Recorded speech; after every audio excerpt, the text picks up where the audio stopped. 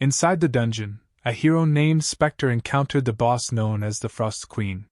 She taunted him, accusing him of letting his comrades die just to reach her, but he silenced her. A fierce battle ensued between them. They exchanged powerful strikes and evaded attacks with quick agility. Each obstacle he overcame boosted his confidence, leading him to deliver a devastating blow to the Frost Queen. With her defeat, a bright light flashed before his eyes, and text appeared stating that he was absorbing the Frost Queen's power. He became encased in ice and entered a state of hibernation until he fully absorbed the Frost Queen's nucleus. 25 years later, in the present day of 2024, everyone still remembered Spectre and his comrades as the 5 heroes who had defeated the Frost Queen. After their victory, numerous safe zones emerged on Earth. The heroes were frozen in ice and put on display. However, one observant child noticed movement within one of the frozen statues. The presenter dismissed it, claiming that the reinforced glass wall surrounding the statues was temperature-controlled at all times. To everyone's surprise, the statue of Spectre began to shake the glass wall. Text appeared, congratulating him for absorbing 100% of the Frost Queen's nucleus, and gaining a new skill called Frost X. Confused by all that was happening, Spectre lost consciousness. Spectre, waking up in the hospital, is surprised to learn that he was frozen for a quarter of a century, and his body feels weak. The doctor enters the room and informs him that the president of the Player Association wishes to meet him. Spectre asks if he knows the president, considering that he would only entertain the meeting if they were close friends. The doctor reveals that the president of the Player Association is indeed a close friend of his. Curious about the identity of this friend, Spectrum realizes that there aren't many people who would consider themselves close to him. He contemplates the peaceful world he and his comrades had always longed for, deciding to remove his mask since he believes that this world no longer needs heroes. The doctor is uncertain about how to respond to Spectre's revelation. Soon after, the president of the Player Association arrives to provide an explanation. Spectre is surprised to see a familiar face and asks if the person is Diak-gu, to which the president becomes embarrassed and dismisses everyone else in the room. Addressing Spectre by his real name, Jin-ho, the president notes that he looks exactly the same as before. Jin-ho teases the president, to which president scolds him, and feels stupid for expecting sentimental reunion. Jin-ho then inquires about the doctor's reaction and the reason behind the shocked atmosphere when everything should be fine. The president proceeds to explain the events of the past 25 years. After defeating the Frost Queen and receiving a message proclaiming victory and the appearance of a safe zone, people around the world rejoiced. However, their happiness was short-lived when another message appeared stating that the second floor had been unlocked, revealing that the Frost Queen was only the beginning. Confusion and anger arose among the players, leading to a large meeting involving the Player Association, politicians, and other stakeholders. Following extensive discussions, an expedition squad was dispatched to explore the frontier. The second floor presented abundant opportunities, granting humanity access to new magic, technology, resources, and knowledge. They soon discovered that there were a total of 10 floors. Jin-ho recalls that it took them 5 years to defeat the Frost Queen and estimates that in 25 years, they should have cleared 6 floors, although he acknowledges that the other players were significantly weaker, which is why only 5 of them went to face the Frost Queen. Adjusting his estimation, he assumes they should have reached at least the 5th floor. He asks the president on which floor they are currently on. The president responds with disappointment, confessing that in the last 25 years, humanity has only managed to clear the 2nd floor. Jin-ho becomes disappointed and angry, questioning the reason behind this slow progress.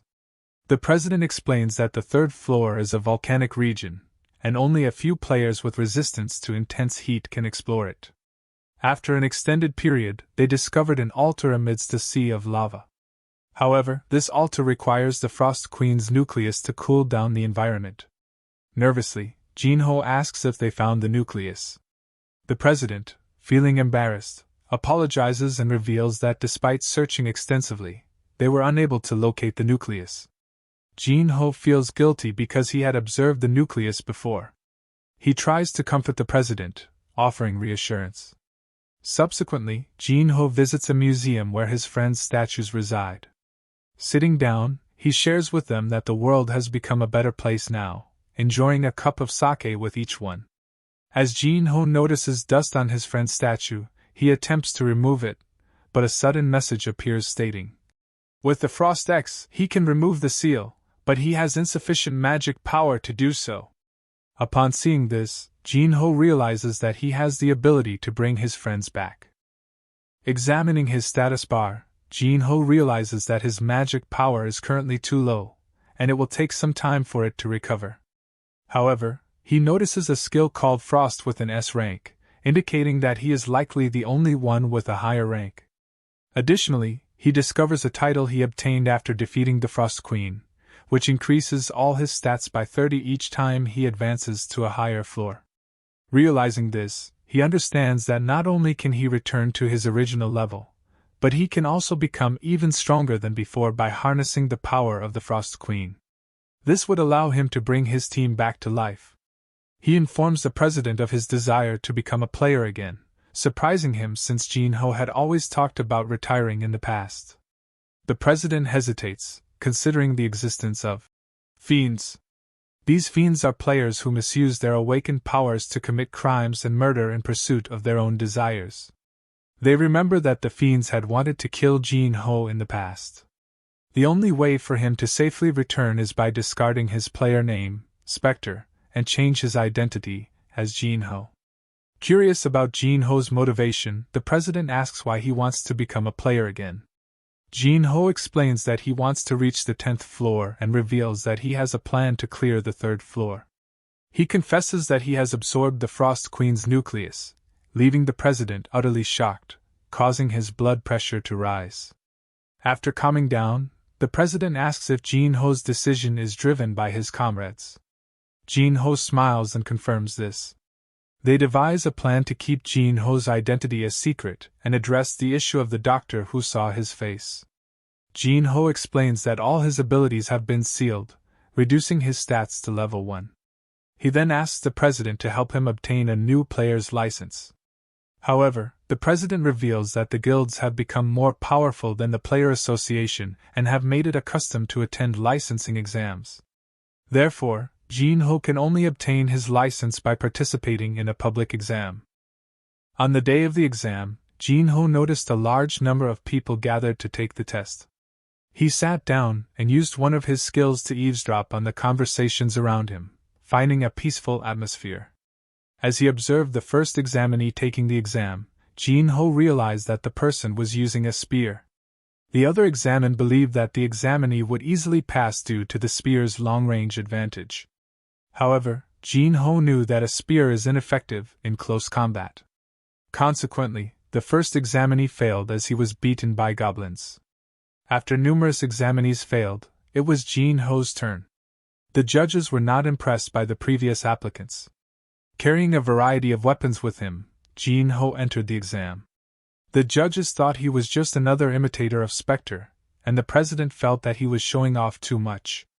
The exam began, and Jin-ho skillfully killed every goblin that appeared. When additional goblins approached from behind, he swiftly dispatched them with knives. Some enemies tried to flee, but he skillfully eliminated them using a bow.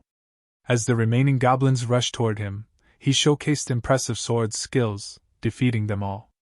However, his body began to ache, as he was only at level 1 and not in optimal shape. The judges were amazed by Jin-ho's use of various weapons and praised his abilities.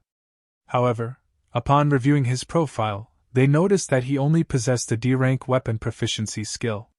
This led them to believe that he was not worth investing in. On the other hand, the president of the association was happy that recruiting Jin-ho would be an easy task. He felt bad for fabricating Jin-ho's profile. In the president's office, Jin-ho is scolded for making a mess of the place. The president then shows him the information on the uncleared gate that Jin-ho had requested. He asks Jin-ho if he plans to enter the gate with his current level.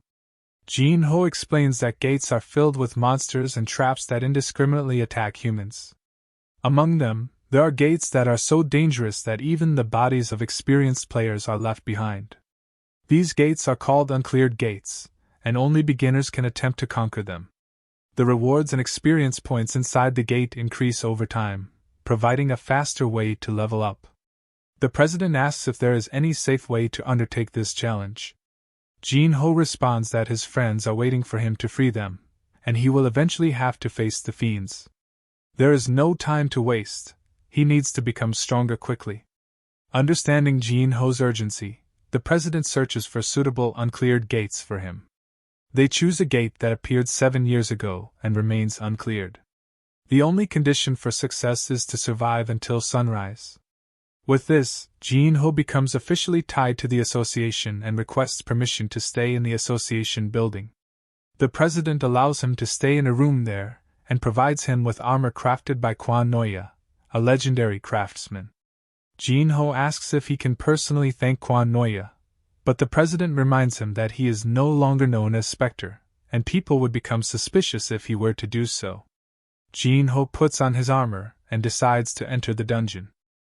Jin-ho confidently enters the gate, assuming it will be easy to survive until sunrise. He studies the data and discovers that the group who entered early in the morning had the longest survival time. Jin-ho patiently waits until the enemies spawn. As undead creatures appear, he swiftly eliminates them. Jin-ho activates a skill that helps him sense the presence of enemies, and he realizes there are many more of them. The zombies launch an attack, but Jin-ho skillfully defeats each one. After the intense battle, he takes a moment to rest. Suddenly, Jin-ho hears a voice asking for help. He traces the source to a coffin and inquires about the person inside. The individual explains that all of his friends have died, and he is the sole survivor. Jin-ho instructs him to shout loudly so he can pinpoint the exact location. Following the shout, Jin-ho locates the person's head and begins shooting through the coffin.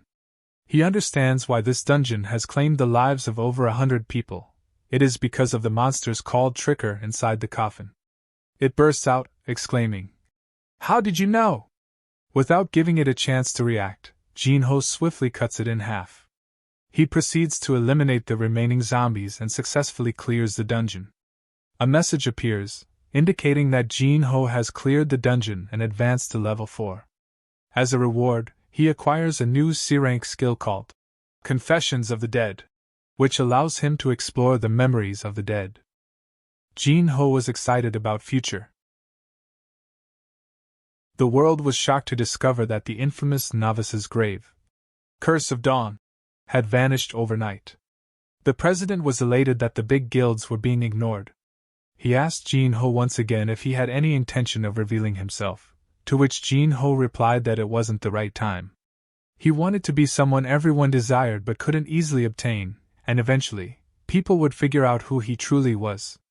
Jin-ho dedicated himself to training and improving his stats. While looking at the news, he came across an uncleared gate called Luf's Garden that had appeared 9 years ago, with monsters emerging from it. The government and association offered a substantial reward to anyone who could clear the gate, but despite many attempts across the country, nobody succeeded. Eventually, they had to seek help from other countries and spent a fortune to hire a super rookie from India named Tushar Vishy, who was a Bao genius. However, even Tushar Vishy, at 22 years old, failed, leaving everyone without hope. Jin-ho decided to be more cautious and prepared for any hidden threats that might lurk within the gate. He began using his frost skill. Upon entering the gate, the condition for clearing it was to defeat all the monsters. Jin-ho encountered a maze and wisely chose to avoid it for now. He found a place to rest, but as night fell, monsters started to appear and attacked him. With swift movements, Jin-ho killed the monsters. However, he soon noticed that more monsters were appearing, and he continued to eliminate them. He then realized that they were multiplying as he killed them. As Jin-ho runs, the monsters launch an attack, but he quickly defends himself with his ice shield. Skillfully, he defeats all the monsters, successfully clearing Luf's garden. However, he is left wondering how someone as skilled as Tushar Vishy, a super rookie, and his teammates couldn't defeat these monsters. Why did they fail? Curiosity gets the better of Jin-ho, and he decides to enter the maze. Inside, he comes across the corpses of dead players, including Tushar's. He recalls that Tushar possessed the Tempest Bow, which allowed arrows to fly around in a unique manner. Among the corpses, Jin-ho finds a notebook that belonged to Tushar. Intrigued, he picks it up and starts reading. In the notebook, Tushar recounts being commissioned to clear a gate in Korea, knowing that he might not return alive. However, without any hesitation, he accepted the challenge. Tushar's girlfriend, Zaya, asked him to take her along, and they promised to look out for each other. In addition to Zaya, one of her friends and one of Tushar's friends also joined the expedition. They enter the gate, and everyone is amazed by the beautiful scenery. However, at night, 8 monsters appear, and they start fighting them. To their surprise, the monsters multiply to 32 during the battle. Tragically, Tushar's friend gets severely injured, and they decide to seek refuge in the maze. Despite their efforts, Tushar's friend passes away, leaving a final request for Tushar to take care of his daughter. Before the next wave arrives, he prays for mercy. Somehow, they manage to defeat the 4th wave of 120 monsters, with the 5th wave approaching soon. Tushar remains determined to clear the gate, but exhaustion and grief begin to take a toll, and they hope there won't be a 6th wave. During the 5th wave, Tushar's lover tragically dies, breaking his heart. Shockingly, one of his team members attacks him from behind, but Tushar narrowly dodges the assault. He realizes that the attacker is a fiend. The fiend confesses that he was after Tushar's Tempest Bow. Unbeknownst to the fiend, more monsters are spawning behind him. Tushar manages to escape, leaving the fiend to face the wrath of the monsters he unknowingly attracted. Tushar hides in the maze, but his injuries worsen, and he reaches a dead end. He knows his time is limited and writes a diary detailing what happened, apologizing to anyone who finds it. Jin-ho, after reading the diary, realizes that the number of monsters scales with the number of players entering the gate. He understands that he was able to clear the gate because he entered alone, and it would have been much more difficult if he had a team. Jin-ho takes the diary and Tushar's Tempest Bow with him, making a promise to take revenge on the fiends. After returning from the gate, the president passed on a message to Jin-ho, thanking him for returning Tushar's diary to the Indian government and informing them about the families. Jin-ho felt relieved knowing that the right action was taken. The president mentioned the Tempest Bow, but Jin-ho already had it with him and showed it to him. The president goes crazy, as the bow belonged to the Indian government, and Jin-ho should have kept it hidden. Jin-ho assured him that he won't use it carelessly. He believed that the fiends were after the bow, and their boss would come for it, knowing that Jin-ho had cleared the gate. The president warned Jin-ho about a guy named Demon Bao Cal Singer, known for collecting bows, who might come after him. However, Jin-ho was confident that they would come for him at the next uncleared gate. Despite the president's worry, Jin-ho planned to use the bow as bait to capture the fiends. Their discussion was interrupted by a call from the media, requesting an interview with Jin-ho after discovering that he cleared Luff's garden. The president wanted to send them away, but Jin-ho stopped him, suggesting they hold a press conference to announce which gate he will go to next, luring the fiends into a fight. During the press conference, Jin-ho appeared in casual clothes, rejecting the need to dress up like his past persona, Spectre. He introduced himself, and answered some questions. When asked about his choice of the next gate, Jin-ho revealed that he wanted to enter the Eastern Sea Gate. The announcement shocked everyone present. After announcing his next gate, the Eastern Sea Gate, Jin-ho assured everyone that he would win even if he faced with a boss monster.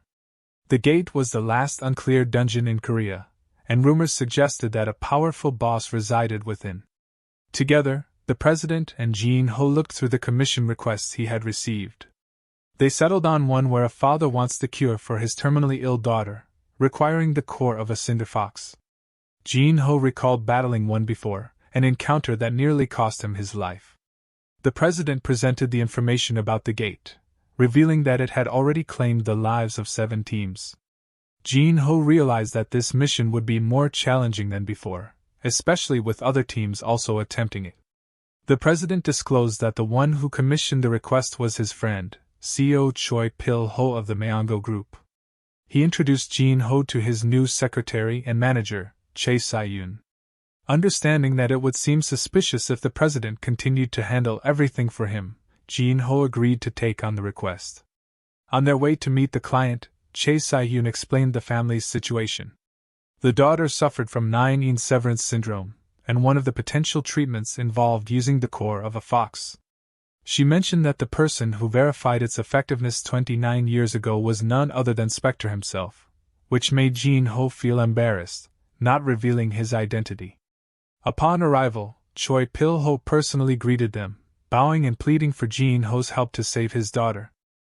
After arriving to meet the client, Choi Pil-ho, he offered Jin-ho a payment of 15 billion won and promised to provide everything he needed from his company. Chae Si-yoon thought it was a generous offer and believed Jin-ho would accept. However, Jin-ho declined immediately, and when Pil-ho raised the amount, Jin-ho stopped him and said that 10 billion won was enough. When Yoon asked for his reason, he replied that he shared the same principles as Spectre, believing that one shouldn't take advantage of someone who is trying to save their family. After they left, Chae Si-yoon asked if Jin-ho had heard the story about Spectre from the president, to which he confirmed. She then asked if he believed it, and Jin-ho replied that he did, knowing that Spectre had witnessed the death of his own parents, and wouldn't want others to experience the same pain. Later, the president took Jin-ho to the vault to choose his weapon for fighting the Cinder Fox. Jin-ho learned that in the last 25 years, technology had significantly improved, resulting in better materials and weapons. He tried several weapons but was unimpressed, stating that they would be useless against true predators. However, he noticed a sword in the corner, and though the president believed it to be useless, Jin-ho showed him that sword is not useless. The next day, outside the gate, a large group of media people had gathered. Chae Si-yoon informed Jin-ho that 27 players would enter the gate before them. Jin-ho reminded her that after today, they would receive lots of commissions. As Jin-ho appeared, the media surrounded him, bombarding him with questions. Other players also discussed him among themselves. Eventually, everyone entered the gate. Inside, one player introduced himself as Cham Min-woo, a member of the 13th rank in Korea. He proposed that they work together to clear the gate, offering a commission while he would claim the core as a clear award. The group agreed to his plan, but Jin-ho walked away and declined the invitation to join them. Another player beside Min-woo thought that the rumors about Jin-ho being a genius were exaggerated and that fighting alone was a bad decision. The Cinder Fox was a boss monster that grew 9 tails over 1,000 years. Once it grew all its tails, it would become a Millennium Fox, gaining the ability to command more soldiers. Jin-ho found a spot to scout and observe the other group. Meanwhile, the other group started getting attacked by firefoxes. They activated their traps and managed to fend off the attackers, gaining confidence in their weapons. Suddenly, the Cinder Fox appeared, enraged by its minions' defeat. One of the members noticed its 9 tails and was shocked. Cham Min-woo tried to rally the team, but some were already scared. He remained confident in their traps' effectiveness and believed he would kill the Cinder Fox, surpassing Spectre. In the next scene, everyone lay on the floor, injured and defeated. Cham Min-woo couldn't believe that none of their weapons or strategies had worked against the Cinder Fox. He thought it was impossible to defeat the monster. The Cinder Fox prepared to shoot a fireball to finish off Cham Min-woo, but just in time, Jin-ho arrived and sliced the fireball in half. Jin-ho told Min-woo to take the survivors and leave so that he could properly face the fox. The fox attacked Jin-ho with fireballs. Not wanting him to get close, he blocked some of the attacks with his ice shield, as he was trying to get close. Cinder Fox attacked him with a giant fireball. The fox noticed him inside the smoke and attacked. Jin-ho dodged by jumping into the air and used his ice as a foothold to get close to the monster, and slashed one of its tails off, which weakened Fox. Jin-ho taunted the monster as it was its first time being in pain, and it never imagined being the prey as it already killed many players. Cinder Fox attacked with a claw and Jin-ho countered by attacking one of its eyes as it was preparing for another giant fire. Jin-ho pierced it with a huge ice spike, killing it instantly. Jin-ho collapsed after the fight. A message showed that the Cinder Fox has been defeated, and he received the Cinder Fox's core as a reward. Outside the gate, everyone was excited to see them come out. Min-woo was carrying Jin-ho on his back, and the press assumed that Min-woo and his team had finished the gate. However, Min-woo told them the truth about what really happened inside the gate. In the hospital, Jin-ho woke up with Chae Si-yoon beside him. She informed him that they had received a lot of requests while he was unconscious. Jin-ho wasn't surprised and left the room to find the president. Chae Si-yoon tried to stop him, concerned that he hadn't fully recovered yet.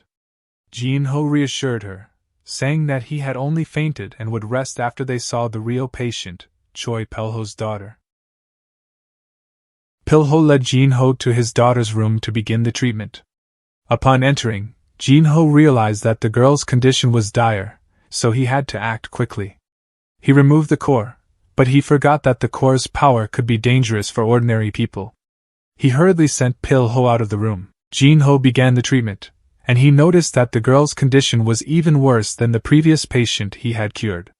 He attempted to use the core cautiously, and to his surprise, a message appeared indicating that he could absorb yin energy using the frost skill, which would boost his magic stats. Jin-ho realized that the frost skill had become incredibly versatile, lacking weaknesses in both attack and defense, and it could now absorb energy. He carefully absorbed the yin energy from the girl and remembered that previous patients had experienced significant burdens after core usage. However, with the frost skill, it seemed much safer. After a while, Jin-ho emerged, exhausted but confident that there would be no side effects, assuring Pilho of his daughter's recovery. Pilho expressed his gratitude and intended to increase the payment, but he knew Jin-ho would decline. Instead, he offered the assistance of the manga group in the future, which was the #1 company in Korea. Choi Pilho's eldest son was the guild master of the Scarlet Tower, ranked 5th in the country. Jin-ho thanked him and promised not to tarnish the manga group's reputation. On their way back, Jin-ho expressed his gratitude to Chae Si-yoon for a job well done. In the president's office, Jin-ho presented the Cinder Fox core to the president, and explained that he hadn't used it on Pilho's daughter because he had absorbed the yin energy using his frost skill. The president was surprised by this revelation. Jin-ho then informed the president that he could absorb yin energy from any target and asked for his assistance in finding artifacts with yin energy. Jin-ho also decided to visit the black market to search for such artifacts. He entered a theater and used a secret teleportation feature in one of the seats to access the black market. Upon arriving at the black market, Jin-ho observed the liveliness of the place. Some people recognized him and tried to intimidate him, but when Jin-ho told them to move, they backed down. He was surprised at how easily they yielded. Inside a shop, an attendant recognized him and directed him to the shelves of artifacts. Jin-ho spotted some low-level energy items but asked the attendant to show him the room with the best items, revealing a cursed item with a frost attribute. Jin-ho decided to put it on and observed that it increased speed, stamina, and magic. It had an intermediate level of frost energy, making him happy that he could gain as much magic as last time. Jin-ho purchased the item and left. He entered a bar to use the teleportation service to return to Korea, but he had to wait for 10 minutes. 3 players approached him, attempting to intimidate him and ride on his fame. Jin-ho laughed at their attempts, referring to them as leeches who bullied weaker players to boost their own reputations. He invited them to attack him, drawing the attention of others in the bar who recognized him. The gang disregarded the crowd's opinion, driven by their desire for fame. Jin-ho pulled out a knife. Jin-ho moved closer to the gang, declaring it was ample time to play. The gang mocked him for his choice of weapon, but Jin-ho assured them it was sufficient to deal with pests, and that he didn't need his sword. One of the gang members attacked him, but Jin-ho dodged the strike and delivered a powerful elbow to the guy's face, rendering him unconscious. The onlookers were taken aback. The other gang member, a magic user, he conjured his magic confidently, but Jin-ho swiftly closed the distance, breaking the man's arm without hesitation. The magic user was bewildered and frightened, attacking with magic again. Jin-ho revealed his ability to read an opponent's breath, deftly parrying the attacks, and then impaled the attacker's hand on the wall. Jin-ho warned them not to cross his path again, and the remaining gang member agreed. Jin-ho headed for the teleportation, while the onlookers cheered him on. Jin-ho found it peculiar that these people were behaving as if they were in a game. Meanwhile, inside a car, a group of individuals observed Jinho's fight in the black market. One of them, known as Princess, displayed a keen interest in him. On the street, Jinho grew irritated as fans approached for pictures. However, one person stood out in the crowd, Gong Yuha, whom Jinho recognized as the Kibi's princess. Jinho knew that he was being scouted by the big guilds. He was relieved to escape the cafe's crowd and its attention. Gong Yuha complained about the heat, which struck Jinho as odd since she had fire abilities. She explained that she liked cold things, which puzzled him and raised doubts about her true identity as the Kibi princess. Gong Yuha asked Jinho to join their guild, stating that the vice master had sent her to scout him, and he had passed in terms of combat and potential. This intrigued her further, and she presented the incentives he'd receive upon joining. Jinho marveled at the rewards but declined, citing his reluctance to be tied to the guild's orders and missions. Gong Yuha understood his stance and warned him of the escalating fiend activity, even on the first floor. Jinho thanked her as she departed. In the office, Jinho informed President Duke about Gong Yuha's offer. President Duke questioned if Jinho would regret not joining a guild that could be more helpful to him. Jinho expressed his concern about the guild's strictness, and President Duke was moved by his loyalty, offering him an entire floor to stay in. Jinho also requested that the Eastern Gate conquest be set for a week from then to bait the fiends. News of Jinho's impending raid on the Eastern Seagate began to spread. Calciner watched and ordered his minion to retrieve the Tempest Bow from Jinho. Calciner sensed he was being watched, an issue that stemmed from Sword Saint Jia. Curious if the fiends would take the bait, Jinho became suspicious of the Shadow Brothers who joined him as medics. He asked Che Sayun for information about them, using his darkness skill to expand its reach for better magic training. He reviewed the gate's information, discovering it was named the Eastern Gate, Island of the Forgotten Dragon, with the clear condition of defeating the nameless dragon. He pondered how to deal with dragons without flying skills. Upon receiving information about the Shadow Brothers from Che Sayun, Jinho discovered that Vincent and Edward from America were veterans with 200 successful missions, both specializing in shadow skills. They admired Jinho and sought to help him clear Korea's last uncleared dungeon. On the day of the raid, a large crowd gathered outside the gate. In the car, President Duke scolded Jinho for not focusing on the mission. Jinho assured him that he had defeated the Ice Queen and wouldn't be easily killed by the nameless dragon. President Duke worried that the Shadow Brothers might be working with the fiends and contemplated calling off the raid, but Jinho reassured him that he had a plan. The Shadow Brothers greeted and praised Jinho, surprised when he replied in English. They entered the gate, and one of the brothers attempted to attack Jinho but missed, feeling Jinho's aura and hesitating. The brothers planned to find another chance to attack him while searching for the dragon. Suddenly, a massive shadow engulfed them, the Forgotten Dragon boss. They realized Jinho had vanished. Vincent attempted to distract the boss while Edward went to find Jinho, suspecting him to be the shadow. Edward attacked, but the shadow dissipated, and Jinho revealed himself, warning Edward to hide his scarlet eyes. Edward denied being a fiend, and Jinho explained the consequences of drinking demon blood and the use of mage. Edward attacked Jinho with his shadows, intending to strike his legs, but Jinho used his night-walking skill to disappear. Edward was terrified, surrounded by Jinho's darkness. Vincent struggled with the dragon, while Edward fled from the jungle, exclaiming that Jinho had hidden his strength. Vincent scolded him for falling for Jinho's bluffs and planned to attack the dragon's weakness, the reverse scale. The dragon attacked them, and Vincent summoned Edward to remove the reverse scale. However, this enraged the dragon, and it attacked them relentlessly. Vincent and Edward planned to divert the dragon's attention to Jinho, but their efforts failed. Jinho created arrows from darkness, firing them into the sky. They rained down on the dragon, causing it to collapse, immobilized. The Shadow Brothers were astonished, and Jinho revealed the Tempest Bow. One of the brothers attacked Jinho, who swiftly decapitated him. The second brother attacked in a frenzy, and Jinho killed him by stabbing him, remarking that they should repent in their next life. Jinho approached the nameless dragon and delivered the final blow. He decided to inspect the bodies of the two fiends, using his confession skill to read their memories. He saw their crimes, paused as he realized he had killed them too quickly, and sought information on the Fiends Association. His skill couldn't extract complete memories due to its low level, but he saw the man who had granted the brothers their powers. Then, he used the skill to read the dragon's memories, learning that it had once been a human emperor. Jinho felt guilty for killing his ancestor, paid his respects, and watched the dragon's soul ascend. This earned him the title, Helper of Ascension, and a unique item, the Flute of Tidal Breath. Returning from the gate, a press conference awaited. The media discussed the danger of the gates and the death of the Shadow Brothers.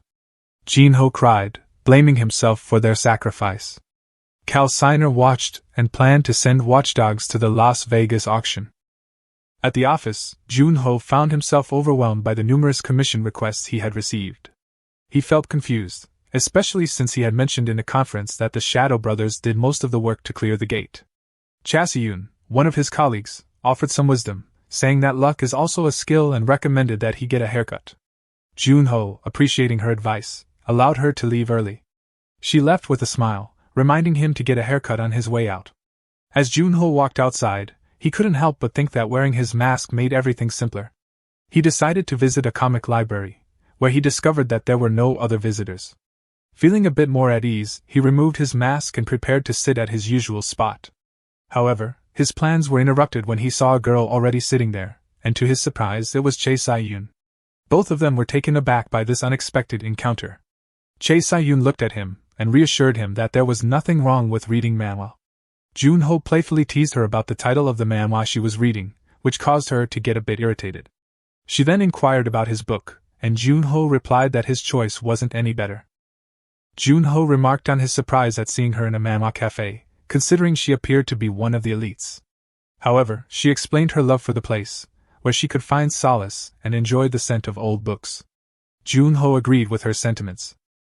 After a friendly farewell, Junho couldn't help but be impressed by Chae Sai-yun's work ethic and decided he should put in more effort as well.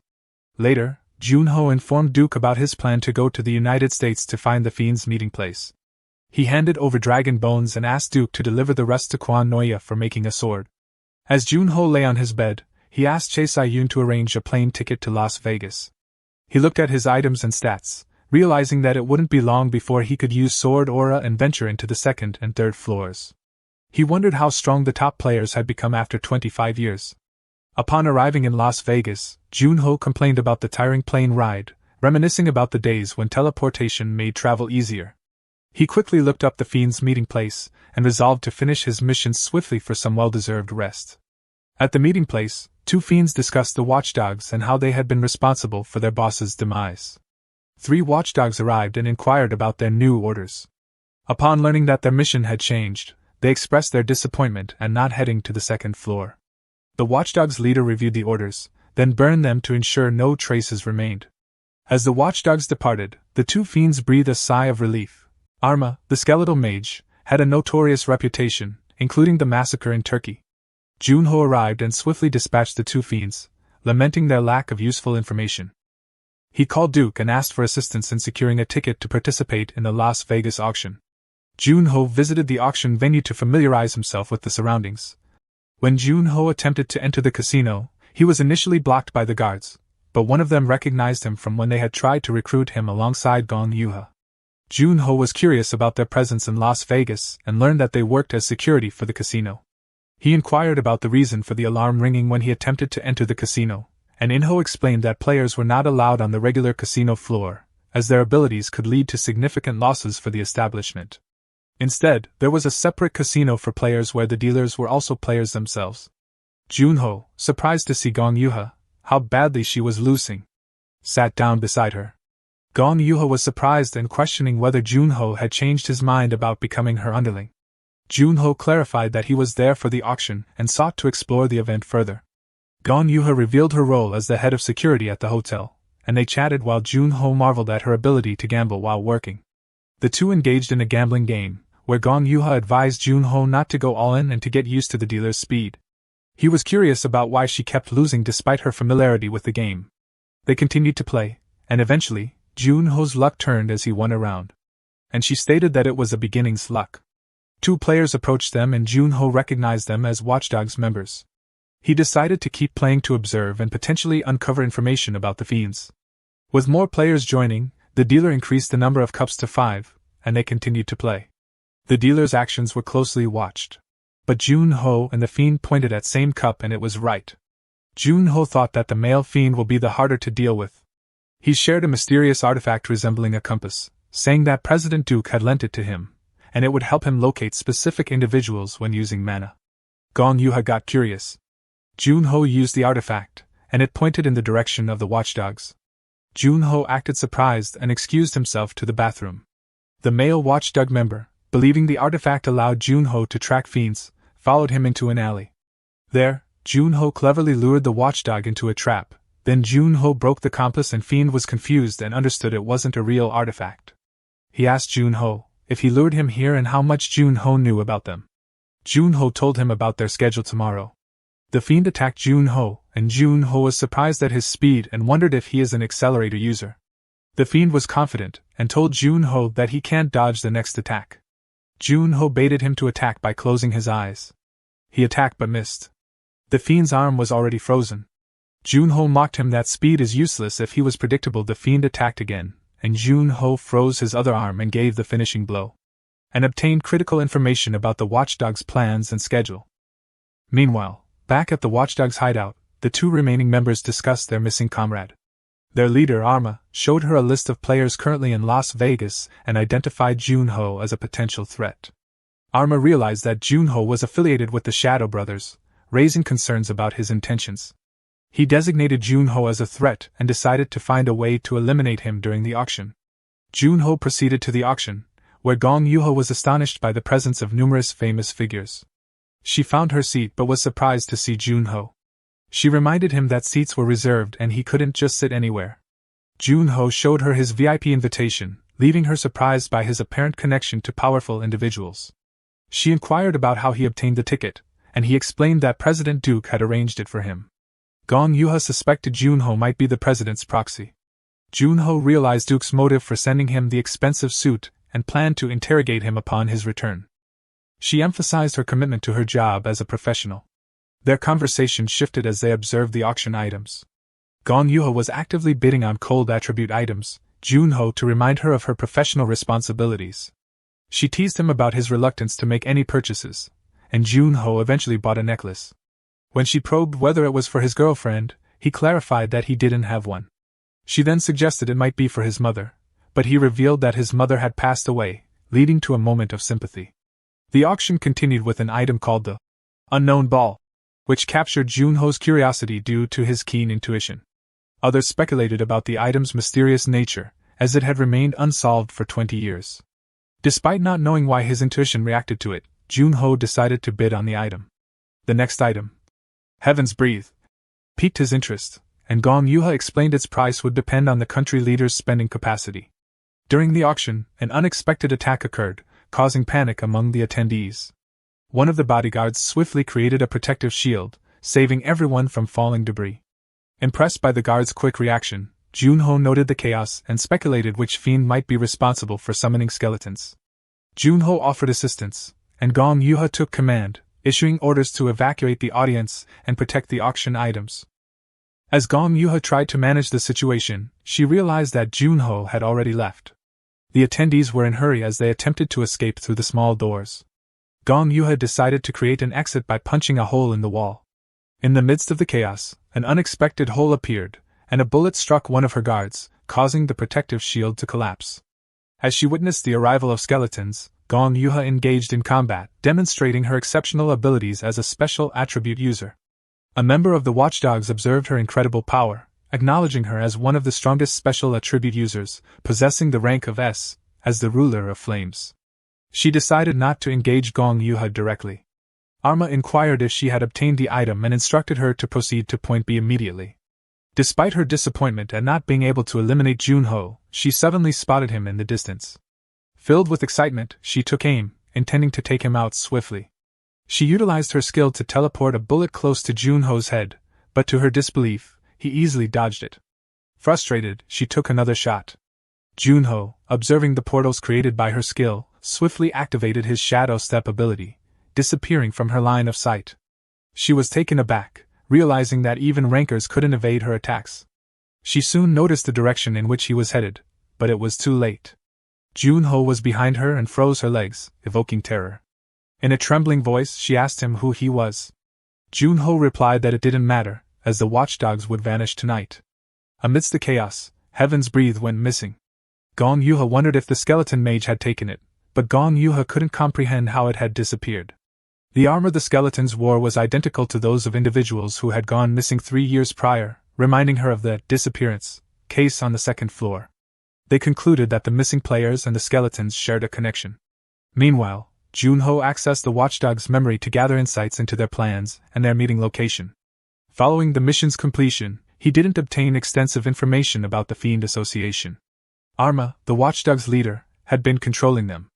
Junho made a strategy to confront Arma and considered that charging recklessly into the hideout with traps might not be the best approach. Junho noticed the Fiend's watch and devised a plan.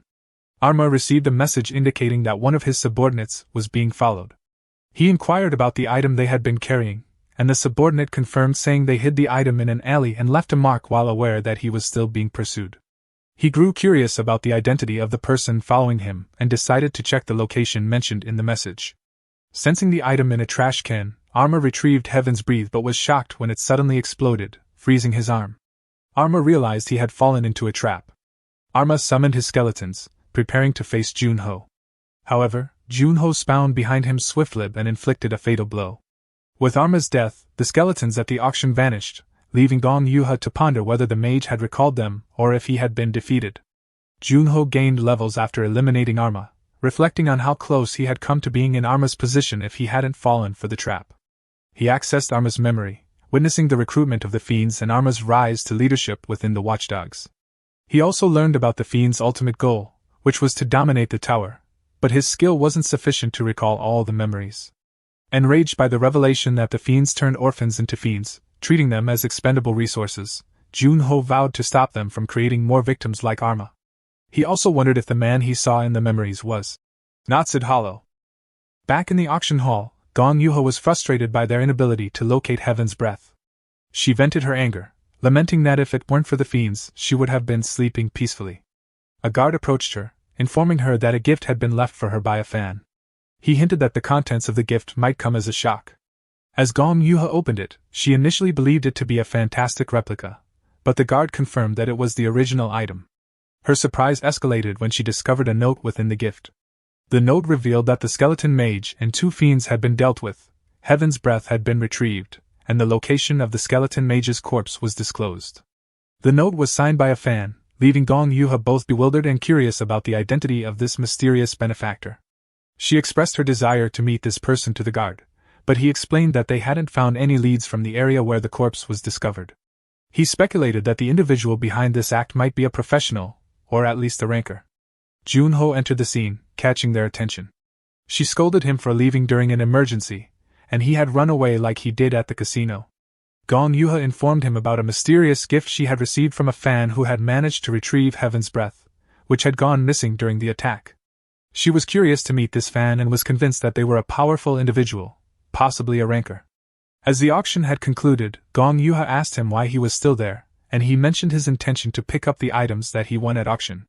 She mentioned that the next time they crossed paths, it would probably be on the 2nd floor. She said if he managed to ascend to the 2nd floor within half a year, she would reward him with a present. However, if he couldn't, he would have to fulfill her wish. Junho was well aware that her request would likely involve him joining their guild, but he accepted the challenge.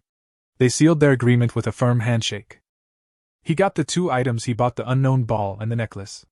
He was still curious why his keen intuition skill reacts to the ball. He used magic on it but nothing happened. He kept it in his inventory and used magic on it from time to time. He arrived in Korea and was picked up by Chae Sayun. Junho was thankful that she came to pick him up. She told him that it was part of her job, then asked him if they were going straight to the association. He remembered something and gave her a present. Junho said that he didn't know what to buy, so he just looked for a book and wasn't sure if she will like it, and that it was the only one left. She was happy and said she looked everywhere for a copy but it was already sold out.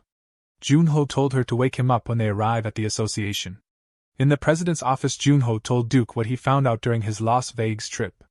Duke was angered and drank the alcohol. He calmed down, and Duke told him Kwan Noya was looking for him. He said that the sword that he requested will be finished tomorrow, and wanted to give it to him in person. Duke assured that with Junho's current career there will be no suspicion even if they meet. Junho agreed. Duke told him to go tomorrow. Junho decided to take a rest. Junho arrived at Kwan Noya's shop and thought it was the same as it was 25 years ago. He entered and saw Kwan Noya's grandson on the forge and couldn't believe it was the same kid that he knew back then. He leads Junho to his grandfather. Noya couldn't believe after seeing him, as it was hard to see him around. Junho smiled and said, "It's been a while?" The grandson was confused, knowing that this was their first meeting.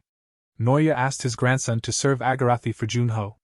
Junho praised the grandson's skill, but Noya said he still has a lot to learn. Junho joked that why has he not welcomed him back. Noya patted him on the shoulder and said he had already gone through a lot. Noya asked him why he came back as a player. Junho showed him the frost power he acquired, and Noya knew it was the Frost Queen's skill. He explained that he can save his teammates with it. Junho reminded Noya that they made a contract together a long time ago, and Noya said with a serious face that his contract was with Spectre, not with a newbie named Seo Junho. Junho was stupefied. Noya laughed, as he was just joking with him, and wanted to see his stupid face since it's been a while. Junho thought Noya called him there to make fun of him. Noya showed him the sword he made. Noya says he wielded the hammer for him, and Junho wields the sword for Noya. That was their promise. Junho held the sword and thought it was perfect. Noya explained that he mixed new materials and the durability is better. Junho checked the sword stat, and saw it was called the Black Dragon Fang. A unique great item. He compared it with the swords that he used from the association's storage and found it was on a different level. Noya said he has gotten even better after 25 years and invited him to play Go. Junho was surprised as Noya had never beaten him before in Go. Noya shouted, saying that he was far better now. The tea arrived and Junho was surprised, as he hasn't tasted this kind of tea before, and asked Noya what is it. Noya offered to tell him if he beats him at Go. Junho smiled and agreed. After a while Noya was fuming after losing to Junho. Junho calmed him down and reminded him about the tea. Noya explained about the second floor race. They are monsters that resembled humans like orcs and elves. He said that they have changed since the second floor opened and that they are intelligent enough to communicate with humans. Junho asked if even orcs can communicate with them. Noya confirmed, but not all second races can do it. Junho asked why he brought them up. Noya said that the agility came from the elves. Junho thought if he can get to the second floor then he can get some of the tea. Noya scoffed because unless he finds intelligent elves and make a connection with them, he can't get it for even 1 billion gold. Junho asked Noya if he knows something about the unknown ball he got from the auction. Noya scolded him that he is not a sage and doesn't know everything. But he knew it was an elven item and was sure because he met an elder of an elf tribe before and felt the same energy from the ball. Noya suggested he goes someplace where he can meet elves. Junho bid his farewell. The grandson gave him some agarade as Noya told him and said his grandfather must really like him. In the car chase Ayun informed him about a gate in England where dark elves appear. The gate is called Wild Forest and asked if he was interested. Junho said yes. She continued that even players all over the world are gathering.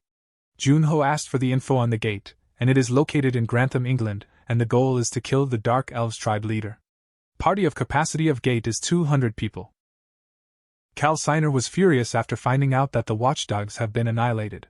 The minion thinks that we're caught in a trap while trying to take care of Junho. As they were talking, Natsude Halo arrived and asked him if Seo Junho killed his disciple. Calciner's answer was unsure. Natsude Halo slammed him on the wall as he didn't like his answer. Calciner begged for a chance, and he will bring Junho to him. Natsude Halo released him and give him half a year to bring Junho to him. Calciner reasoned that he can't bring Junho to the second floor as Junho needed to be at least level 30, and there was no way Junho can do it in 6 months. Natsude Halo warned him that his life was on the line and to make it happen. As he disappeared, Calciner asked his minion to look for a pathfinder. A pathfinder allows him to go down the dimensional elevator while evading the association. Calciner decided to go to the first floor himself. Meanwhile, Junho arrived early in England and plans to clear smaller gates as a warm-up. Junho thought that if 200 players can enter, the dungeon will be extremely difficult, and knew he can't protect all 200 people. At the day of the raid, strong players gathered near the gate. Cham Minwo was looking for someone. One of his teammates teased him if he was looking for Jun-ho. He remembered how Jun-ho fought the Cinder Fox and admired him. He was excited to show him how he has changed. They noticed Jun-ho and approached him. Jun-ho thanked Manhwa for carrying him out of the gate after fighting the Cinder Fox. Manhwa asked him if he would like to join their party. Jun-ho agreed as it would be inefficient to go alone. After they entered the gate, and Jun-ho was confused after seeing the other guilds going off on their own. Manhwa explained that they use terminals these days to communicate. After entering the gate, Jun-ho was clueless. One of the members teased him about being a time traveler from the past. Manhwa introduced the other members to Jun-ho. Choi Jinpyo was the healer, and the girl that teased him was Seo Mary. Her skill let her see the close future of whoever she look at.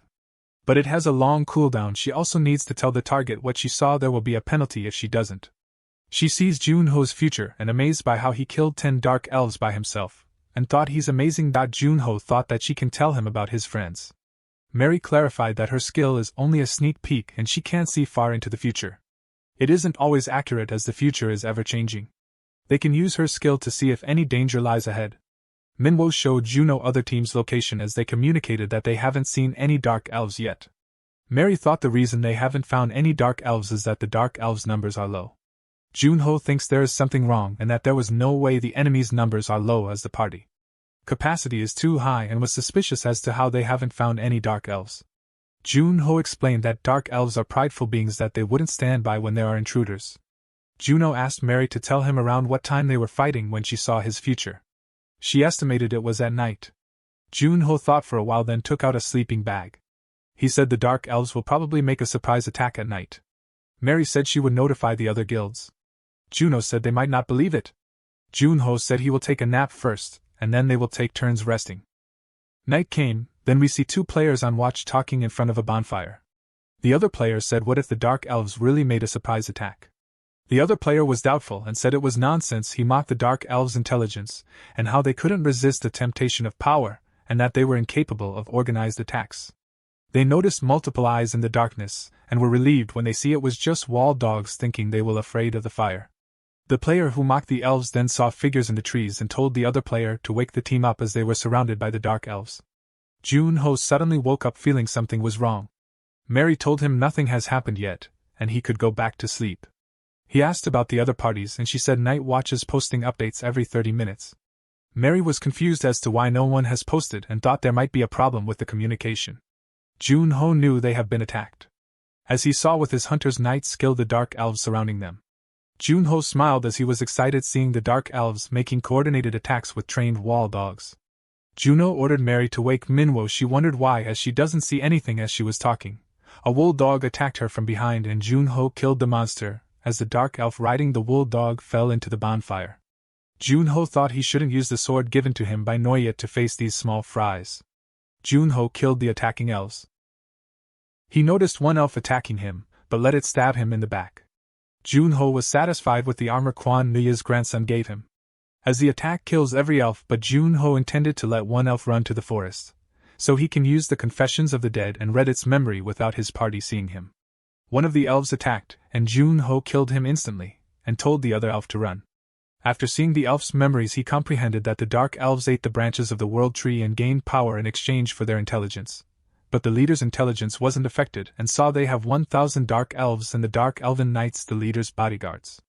Jun-ho came back to the party and made an excuse that he chased one elf. Jun-ho asked how are the other parties. Mary said that they can't reach anyone and probably they are in the middle of a battle, or may be wiped out. Juno said they need to save them. Meanwhile the other parties are overwhelmed by the attacks as one player asks for help.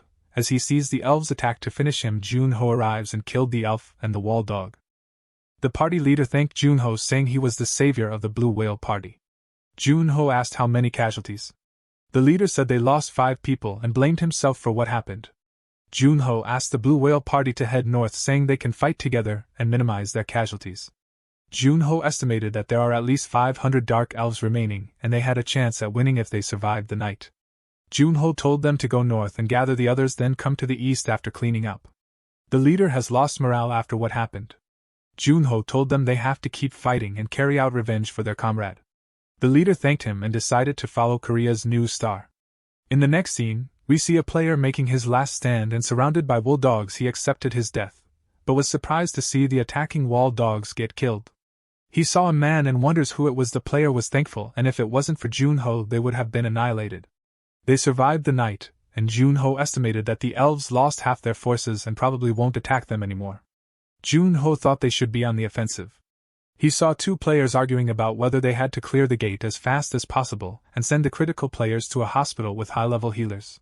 The other players reasoned that it isn't fair for everyone to sacrifice themselves for one person as they aren't prepared to fight.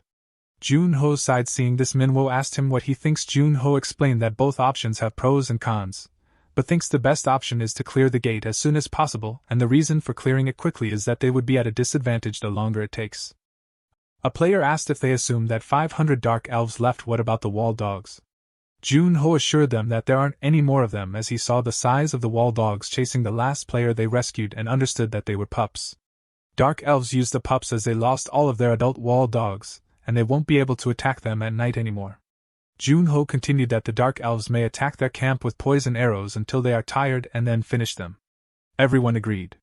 Junho approached Mary to look into his future as she saw where the dark elves' hideout is located and also saw a dark elf with an ominous aura and 5 dark elves with better armor surrounding it. Junho thought they might be the tribe chief and the dark elven knights. He was a bit disappointed as he already knew most of the information. Mary asked that he was holding something made of ice and asked if it was an artifact. Junho was surprised and asked her to go back to the camp. First he thought the tribe chief was strong enough for him to use the frost skill and was worried.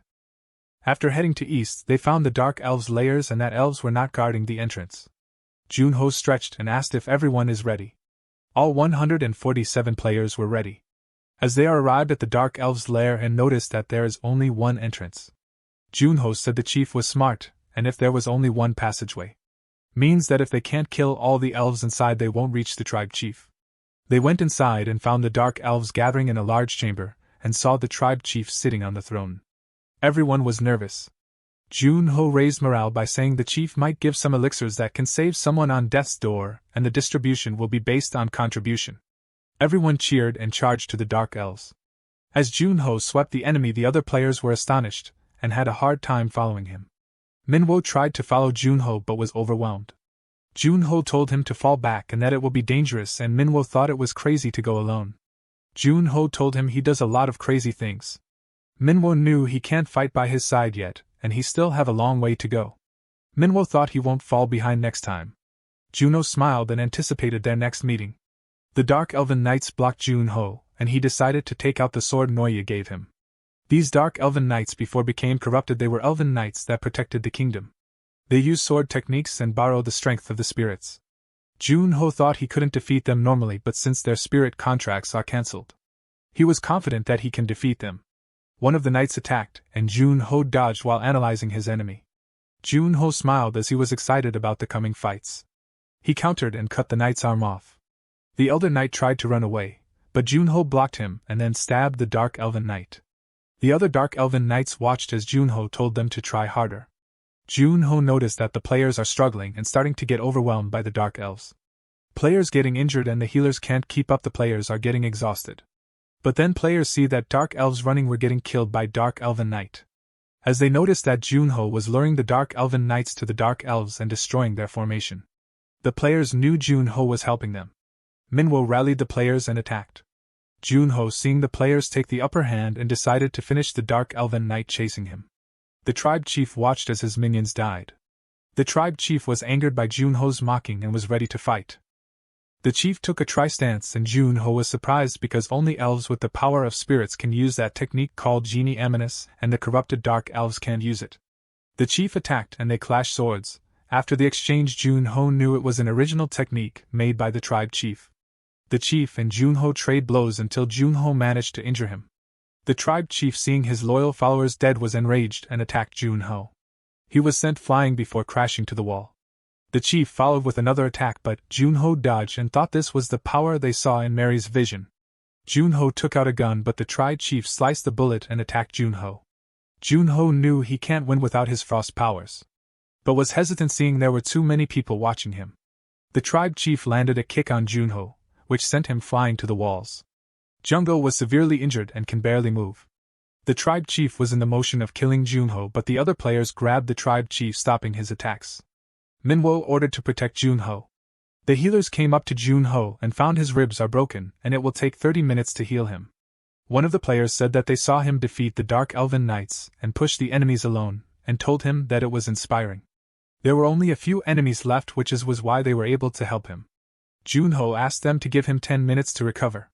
The players were struggling to hold the tribe's chief and doesn't know if they can hold on for that long. The chief broke free and started to attack the players. The tribe chief was furious seeing the players not giving up. The tribe chief felt nervous seeing Bai Junho looking at him. The tribe chief went on a killing spree, putting the players in desperation. Junho stood up and thanked the players. The tribe chief attacked, but Junho covered both of them with a screen blocking the players outside. The players thought it was the tribe chief's skill and was worried about Junho. Junho said that chief trapped him inside. Then chief asked Junho if he was hiding his true power. Junho froze the area while asking if this is what a boss monster feels when looking down on humans. Junho divided frost power into 3 categories. First was the utility, where he freezes the ground, giving him a field advantage and lowering his opponent's stamina. The second was intuitive, he covers his armor in ice to increase his defense. The final is by using the frost skill to attack. He covers the watchguard of darkness and ice, saving him mana. The tribe chief blocked Junho's attack and asked him why he hid his power.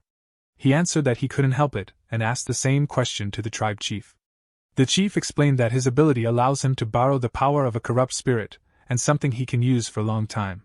Then Junho told the tribe chief that he will only need 5 minutes to kill him. The chief laughed, but he stopped when Junho displayed a skill similar to a sword aura. Junho explained that it was a technique he created which strengthened the sword using his magic, and he called it Ramadet. Junho attacked and the tribe chief didn't have the time to react. In the next scene we see the tribe chief on the floor with Junho's sword embedded in his chest. The chief requested Junho to finish him in 1 strike. Junho showed him the unknown ball, asking if he knew what it was. The tribe chief was surprised to see that it was a spirit egg and that the spirit can be born wherever there is the power of the world tree. The tribe chief gave Junho his necklace which contained the power of the world tree, and told him to pour his magic into the egg to hatch it. The tribe chief prayed to the world tree to have mercy on his followers as he was dying. Junho couldn't believe that the ball was a spirit egg. If someone make a contract with a spirit, they can use powerful abilities without consuming mana. Junho remembered feeling jealous when he sees people with a spirit. Junho was sure it was a darkness spirit, as spirits make contracts with those who have good synergy with it. Then Junho hatched the egg with his magic. Outside, the smoke players were smiling that they have defeated the remaining dark elves and were waiting for Junho to come out. They were all worried. They then suddenly saw a message stating they have cleared the gate. They cheered for Junho. The smoke boundary disappeared and they saw Junho walking out. The players greeted and thanked him, but Junho just said he was fine and walked away. They thought it was because of the hard-fought battle. On the plane, Junho saw the news of him clearing the gate, but he didn't care, saying it was all useless. He was feeling bad as he didn't get a darkness spirit, but got a frost spirit instead, and it was the Frost Queen. She was curious how the planes could fly without magic. Junho was thinking that she was the one that froze his friends and terrorized people around the world, and that he was the one that killed her. He wondered why she'd become his spirit. The spirit said that she was called and was the most compatible with Junho's magic, meaning the element that he was most suited for is frost. Junho reasoned he only used frost for only 3 months while he used Watchguard of Darkness for 5 years. The spirit told him to stop being stubborn and make a contract with her. Junho told her that he won't because of the things she had done to the people. She asked him what she has done bad. Junho stopped because he can't think of anything. He said she froze the Pacific, but then he thought it stopped global warming. He thought of his friend, she was the one who froze them. The spirit explained she was not the one that froze them, and he and his friends were the one who came to kill her in dungeon. Her powers helped him melt the ice and insists she didn't do anything wrong, and she should be the one angry because that he killed her. Junho secretly messaged Duke and asked him what the Frost did wrong. He replied that she froze him and the 5 heroes and nothing more. The Frost Queen saw it and was curious. Junho asked her why he would want to make a contract with her. She offered to be his teacher, but Junho said that she lost to him. She agreed, but reasoned that Junho defeated her because she was in a weakened state and swore on her existence that she didn't lie. Junho knew the oath of existence that magicians use with their life on the line. He asked her how weak was she. She replied perhaps 100th of her power, But Junho was shocked and asked her swore on her existence again. She said no, if she do it too often then it will hurt her dignity. Junho finally agreed to make a contract with her. On one condition, that she will not endanger the people around him, and if she does it'll terminate the contract. She agreed, and the Frost Queen spirit and Junho formed the contract. In the association training room, Jun HK equipped the artifact that he obtained in Last Gate and thought it'll boost his magic stats and he'll easily clear the 1-star gate by himself. Then asked Frost Spirit to show her skills. She said he knows her powers better than anyone. Junho said it's different now that she is spirit. Frost Spirit starts demonstration of her powers. Junho remembers the feeling when he was entering her dungeon. However, the spirit abruptly stopped her demonstration. She said that she is not in a mood and no longer wanted to use her powers. Junho was surprised for a second and was so angry, and he felt a headache. Coming on the spirit, she explained that when she becomes curious about something she loses her concentration. Junho asked her what she was curious about. She said she wishes to explore human world. Later we see Junho taking the Frost Queen outside. She was amazed and continually asked Junho questions about everything she saw. Junho became frustrated and asked if others could see her. The Frost Spirit replied that only if she wanted them to see her. Then she spotted a cat and asked what is this adorable thing, and approached it, but cat tried to bite and swipe at her. She said that it was a ferocious beast and if it alright to wander around streets. Junho explained that it does not bite humans because they are bigger and only shows its weak side to those who are strong. The Frost Spirit became angry and promised to show Junho her powers. In the training room, the Frost Spirit started demonstrate of her power. She summoned various weapons in an instant, leaving Junho impressed. He thought she could wage war on her own. Junho told her not bad, which angered her, and she said she is weakened as a spirit and her true powers are immense. Junho thought that each one is finely crafted as if made by a master. Plus quality and strength is incredible. Then Jun said he can make these things at some point, all he need is time, and what he really wants from her is something that he can't do. The Frost Queen spirit thought for a while, then showed him. Junho was shocked and excited, and the Frost Spirit was pleased. At the president's office, Junho asked Duke if he knows what the Frost Queen looks like. He answered no because only Junho was the only one who saw her. Junho asked the Frost Spirit to show herself to Duke.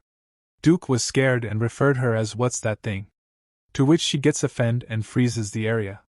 Junho calmed her down and explained to Duke how he got the Frost Queen and said that she will be a big help in battles. Duke explained Spritz has a class which goes from low to arch. To which they asked what's her class is. The Frost Spirit said she is obviously an arch spirit, don't ask her rude questions. But they didn't believe her, thinking she was over-exaggerate herself. Junho told Duke that he wants to clear a gate that is harder this time. To which Duke said the gates before he cleared was already harder. Junho said he wants to clear 1-star gates alone. With the Frost Spirit's help he can do it. Duke said that only 3 1-star gates are left on the Earth, located in South America, China, last one is in Antarctica. To which Junho plans to clear next gate named Winter Castle in Antarctica. Duke stolls a press conference for next day. Junho asked the Frost Spirit if she knows anything about the dimensional elevator. Junho thought that if they can find out its origins they can put an end to everything. Then she replied that she knows nothing and explained that when she was defeated by Junho, she forgot everything and can't remember any information about it. The Frost Spirit assured him that even though her memories disappeared, she will be of great help to him in the coming days.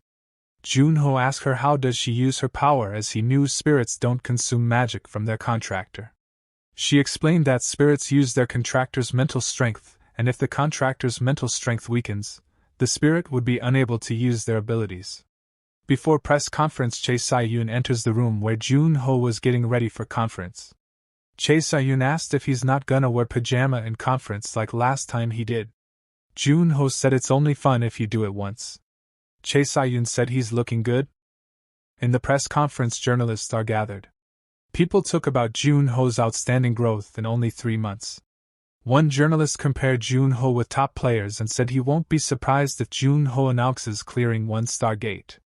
But others didn't believe and said that's too much for him. Jun-ho enters the conference room and surprised that he's not wearing pajamas. Press conference begins. Jun-ho answers few questions, the one the journalist asked him if he's planning to clear Cave of Trials. To which Jun-ho replied yes, he's planning to clear Cave of Trials. Cave of Trials is a gate in Tibet. Every time player clear the trial in a cave, they are given the choice of either continue the trial or give up where they are. Unlike other gates, they can leave gates safely. Before the conference ends, Jun-ho announces after clearing Cave of Trials, he is gonna challenge 1-star Gate Winter Castle. Every person in the conference room gets shocked and asks once again if he's talking about one of the 3 uncleared gate that has brutal difficulty. To which Jun-ho confirmed. Next day, news spread across the world. Frost Queen was worried about Jun-ho as many think it was too early for him to enter the Cave of Trials. Jun-ho explains that generally people enter that gate between 25 to 30. But they know that if player is low ranker then he'll receives more rewards. Jun-ho had already cleared Cave of Trials 25 years ago under the Spectre name. And Cave of Trials does not allow players to enter again once they receive the reward. But Jun-ho lost all his reward and his stats are now reset, so he might be allowed to go in again. Jun was exited to challenge those trials again, to meet his friends and to surpass his past self. He asks Frost Queen to help him in training when they get back. She was excited to become his master, and stated that his training will be difficult. In the Player Association building, the Frost Spirit informed Jun-ho about his ability to manipulate 2 elements, darkness and frost energy. She emphasized that mastery over energy depended on understanding, leading to more refined techniques. When asked about his perception of dark energy, Jun-ho described it as violent and prideful, earning the Frost Spirit's approval. However, his response about frost energy being ice cold disappointed her, considering he had been utilizing frost for 3 months. The Frost Spirit clarified that frost energy possesses a distinct elegance compared to other energies. While darkness, fire, and wind excel in attack but lack defense, water and earth energies lean towards defense. In contrast, frost energy stands out for excelling in both offense and defense. It was once renowned for creating one-man armies that dominated battlefields. To enhance his control over frost magic, training began. Yet, before the training could proceed, the Frost Queen requested Jun-ho to craft an exact replica of a sword using his frost skills. Jun-ho expressed reluctance, stating his disinterest in learning sword making. In response, the Frost Queen insisted that she wouldn't proceed with his training until he successfully crafted the weapon. In the next scene, we saw Jun-ho made a sword similar to original one. He asks if is this okay. She breaks the sword stating blade is not sharp enough and weight distribution is bad. She thought that he's quite impressive after only 34 minutes, he can recreate blade with 62% accuracy. She remembered that 25 years ago he was so powerful that she could not believe he was a human from Earth. She thought that maybe she's creating monster. And watching his progress is quite enjoyable. In the next scene, we see training room is all frozen. And Jun-ho breathing heavily. After many tries he shows the sword crafted by frost magic. He asked Frost Queen Spirit how is it? To which she replied he has finally made something useful. But broke the sword again saying she was annoyed. She patted Jun-ho saying this should be enough training for weapon creation. And get some sleep. Once he wake up she'll teach him how to use frost skill as he desires. Jun-ho said she's acting suspicious and worried she tells him to make spear this time. Jun-ho faints and Frost Spirit put blanket on Jun-ho. Desire he will become more stronger to protect his precious one. Few days later, Jun-ho and Frost Spirit reach a plateau in Tibet. To challenge Gate of Trials. Where Monk welcomes Jun-ho. And shows the players that have completed the trail before. Explaining the rules to Jun-ho. Jun-ho enters the cave where come across the gate. Jun-ho try entering, but error occurs stating to enter second time clearances from administrators is needed. Jun-ho was surprised. Suddenly a door appear in front of Jun-ho. From the door administrator of the dimensional elevator named Gray comes out. Jun-ho asks him if he's a god. Gary replied that he's just a public servant who has been appointed by them to manage this place. Administrator says that it been a long time since he have seen familiar faces, and referred to him as Spectre. surprising Junho, and congratulated him for his return. The queen was also surprised as he could see her too and referred to as sovereign of the Cold Frost Queen. The administrator told Junho that he already cleared the trials 25 years ago, and the rules stated that those who already received the rewards cannot enter a second time even if Junho changed his name. Junho reasoned that he already lost the rewards he received from the Cave of Trials. The administrator analyzed him and found that he is telling the truth. While releasing aura of Administrator, Junho felt pressured.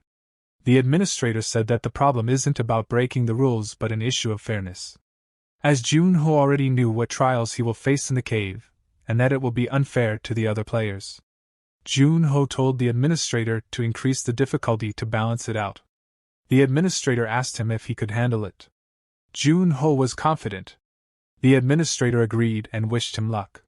While leaving, the Frost Queen asked why her memories disappeared. The administrator answered that he cannot speak of that. Junho and Frost Queen teleported inside the Cave of Trials. The Frost Queen was frustrated that she has no memories related to the floors. Junho started the trials and completed the level 1 magic trial easily. The Queen praised him. The Frost Queen asked why Junho suddenly struggling to move, and Junho told her that the second trial changes the force of gravity on the body every minute, and the following trials are all things considered to be torture. He finished the trial and decided to continue. Frost Queen was worried and told her to rest first. Junho thought this would give him better rewards the more he suffers. The next was the Phantom Trial. Junho remembered the illusion where he fought to save his parents from monsters and had to remind himself that it isn't real. It ended after half a day. The illusions appeared. He saw it was his comrades calling him a liar and a traitor. Frost Queen told him to not listen to them, but Junho remembered how they sacrificed and sent him up knowing they would die. Junho shouted and wouldn't want them to be insulted like this. Junho knew that fighting them all at once will be suicide. He asked the Frost Queen to stop Skaya and Ramadet. The Frost Queen told him that it will take a huge toll on his mental energy. Junho replied it doesn't matter, and how long can she hold them? She estimated about 30 seconds. Junho decided to take out Gilberto and Mio because they have low defense, while the Frost Queen summoned a giant ice golems to attack them. Ramadet tried to attack Junho, but the Frost Queen froze him. As Junho advanced, Gilberto aimed and fired at him, but he managed to dodge the shot.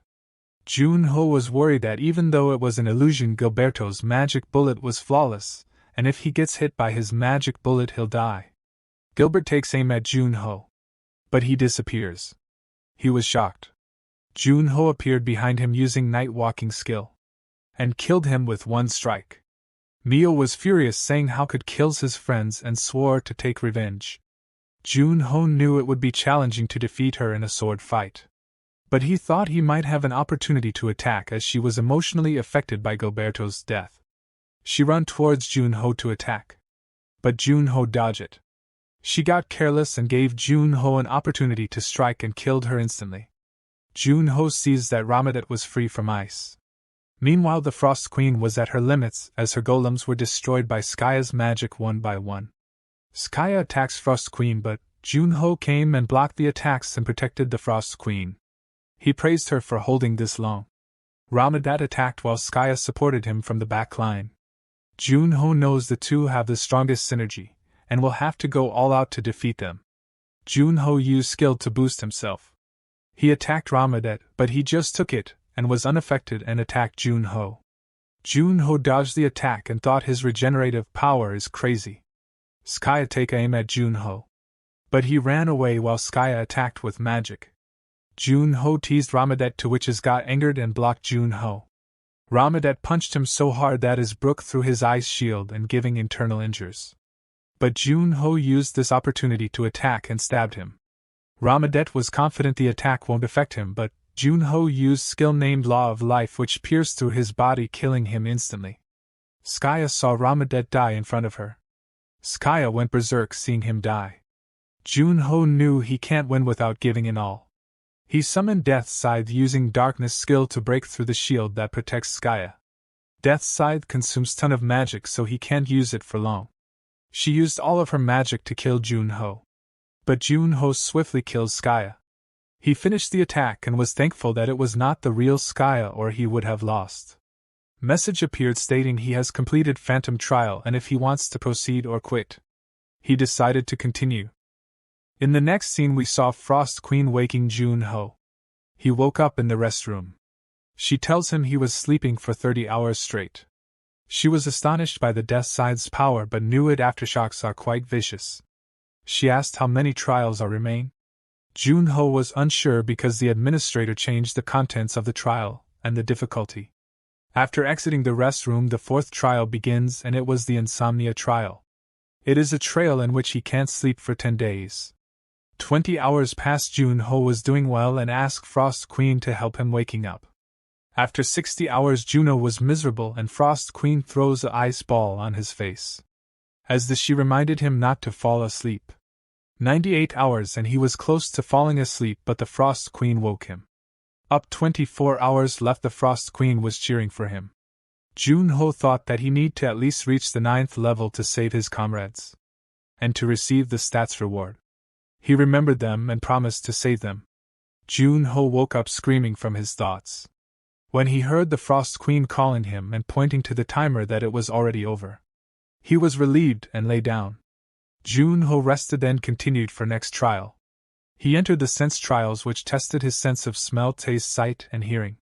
Next trial was the stillness trial which combined the sound and silence trial. The Frost Queen communicated with him using Morse code asking if he will eat. He thought she was having fun using it after teaching her. Jun-ho was determined to finish all the trials after enduring everything. He knew next was the void trials where most of the players give up and he remembered he was one of them. It's a nothingness where people loses their 5 cents and go mad. As he finished the stillness trial, a message appeared that the 9th void trial and 10th time trial will happen simultaneously. Jun-ho was surprised then a warning appeared saying to cancel if he can't handle the trial as his existence may disappear. Jun-ho knew he can be stuck and unable to feel anything. Even passing time. Jun-ho signaled to the Frost Queen that he will be back. She wished him good luck and will wait for his return. He began the trial and was surrounded by the void. Jun-ho was wondering how much time has passed and thought if he would give up just like the last time.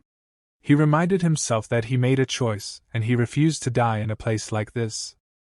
Jun-ho woke up with the Frost Queen greeting him. He asked how much time has passed and she said it was 10 days. Jun-ho cursed the cave as he thought he was there for a month. The queen noticed that something has changed in him. Jun-ho checked his body and found that his magic loss rate was at 0%. Compared to 3% when he was Spectre, he was on the same level as Skya, who was blessed by magic. This gives him perfect magic control. He summoned a blade and attacked the cave walls. They were surprised and the queen said it was much stronger than the previously he used. Message appeared stating he has cleared the trails and his rewards is in progress. He was impatient to see rewards and wondered why he hasn't received his reward yet. Warning appeared stating do not fret, reward is being calculated. Jun-ho saw that 2 of his skill increased by 2 and while his stats increased by 20. It was double the number of rewards he got in the past. He also noticed a new title limit breaker which gives him 1 random stat every time he levels up. Jun-ho estimated that by the time he reaches level 130 he would have 100 bonus stat in total, increasing the gap between him and the other players. The Frost Queen interrupted Jun-ho's daydreaming and said she wanted to leave the place. Outside the gate, a monk and a bodyguard were waiting for Jun-ho's return. They were worried that it'd been a month and he still haven't returned. But then they noticed the Cave of Trial rankings had been updated and Seo Jun-ho was now ranked number 1, having successfully cleared the 10th floor. The monk was surprised, exclaiming that the legend had just been born. Meanwhile we saw the mansion where kids were playing. Calciner is seen visiting an orphanage and a blonde man greets him at the entrance. The blonde man says that they are doing this for the heavenly demon. Calciner addresses the man as Milo Torres and tell him to be cautious about casually mentioning that name around children's. The blonde man snaps his fingers and all the children stop what they are doing. Torres Milo said they are being trained to become powerful fiends like him. He snaps his fingers and the children return to their previous activity.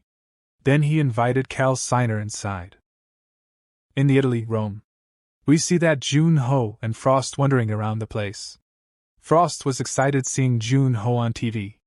He reminded her to not to get distracted from mission. Few days before, we see that Duke was so happy upon Jun-ho's return from Cave of Trials.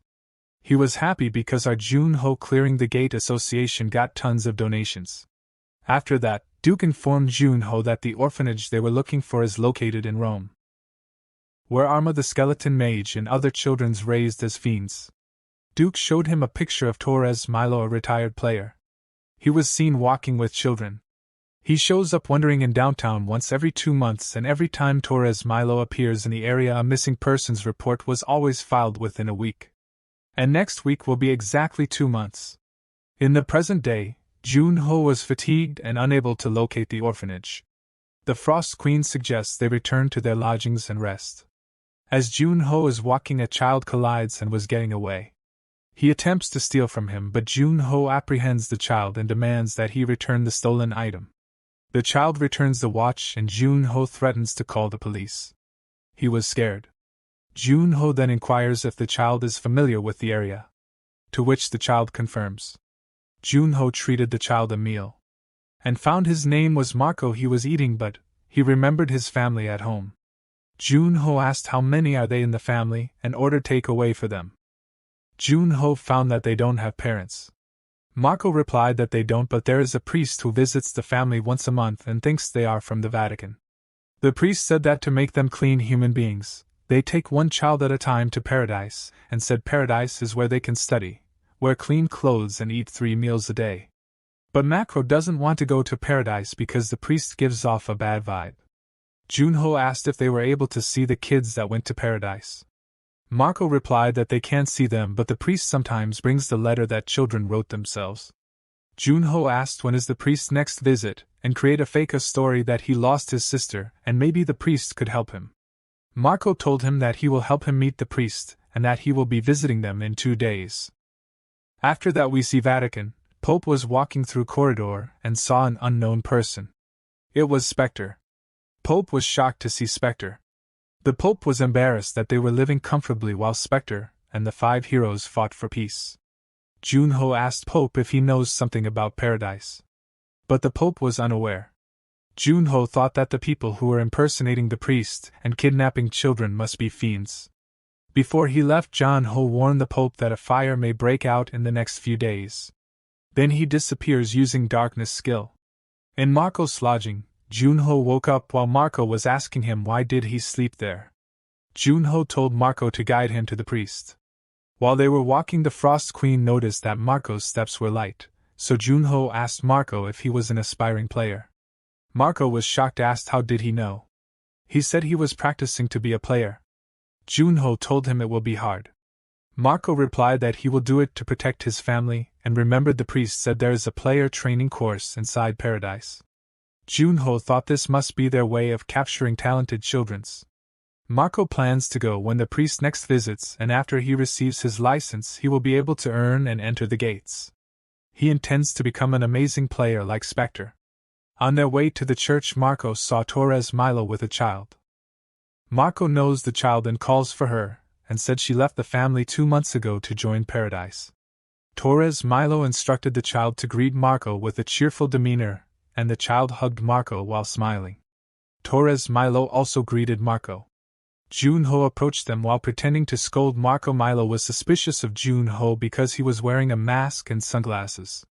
Jun-ho introduced himself as Sunny as they shook hands. Torres noticed his grip and asked Jun-ho if he is a player. Jun-ho confirmed and said he was only level 27. Which disgusted Torres Milo, as he thought to himself that Jun-ho wasn't worth his time. Jun-ho asked Marco if Torres was the one from paradise. Torres was shocked and asked how did he know. Marco said he saw Torres with the priest.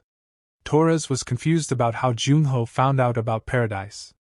Jun-ho told him the fake story while crying that his reason for coming here was to find his younger sibling that was lost 15 years ago, and he learned about paradise while searching for his sibling. Torres thought that he can't let Jun-ho go as the existence of paradise might be exposed to the world. So he decided to invite him to the orphanage. Jun-ho thanked him. They arrived at the orphanage and a teacher welcomed them. Torres secretly told the teacher to make sure that no one follows them.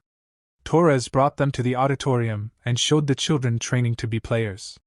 Torres asked Junho if he could teach the children a lesson and introduced him. Some of the teachers also entered the room. The eyes of the teacher and the children turned red. Marco was surprised. As Junho told him to remember, those eyes are proof that Torres is a demon. Junho asked if he fed the children demon's blood. Torres mocked him and said some children refused, but after killing some of them, they rushed to drink it.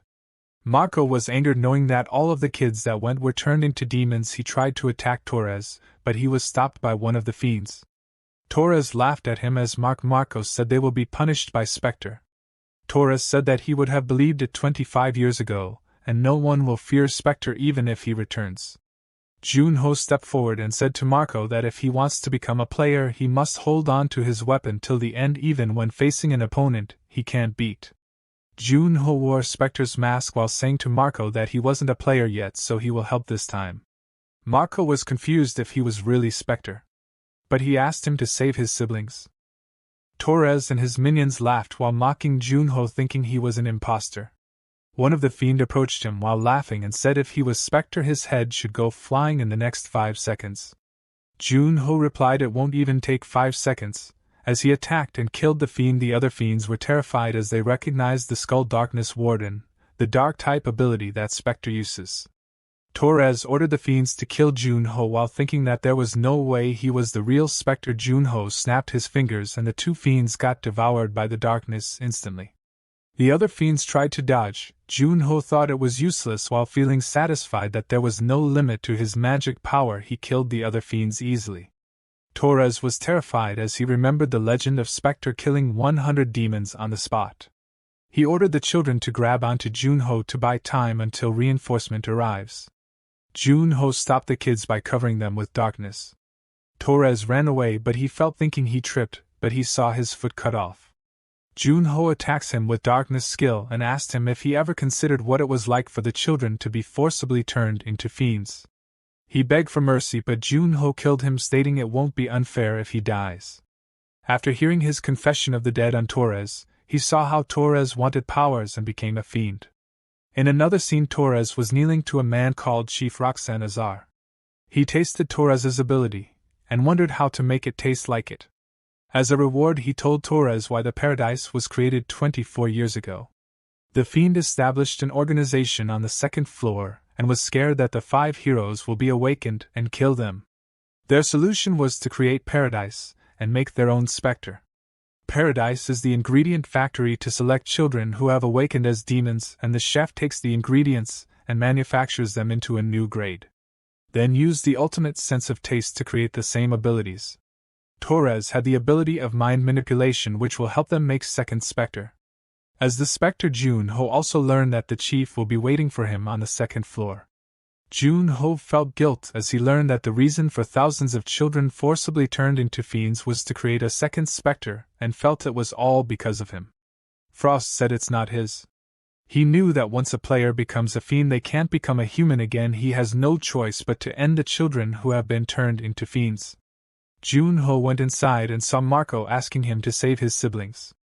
Junho told him that it was impossible and explained that if a normal person consumes the fiend's blood, they can only adapt and die or become a fiend.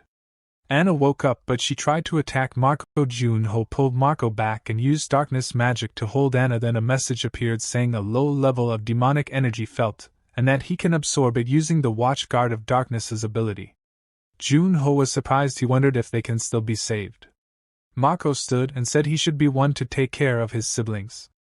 Junho smiled and praised the boy, saying, "It was rare to find a player that will wait for others and that he will become a good player. But right now there's no need for him to carry such heavy responsibilities."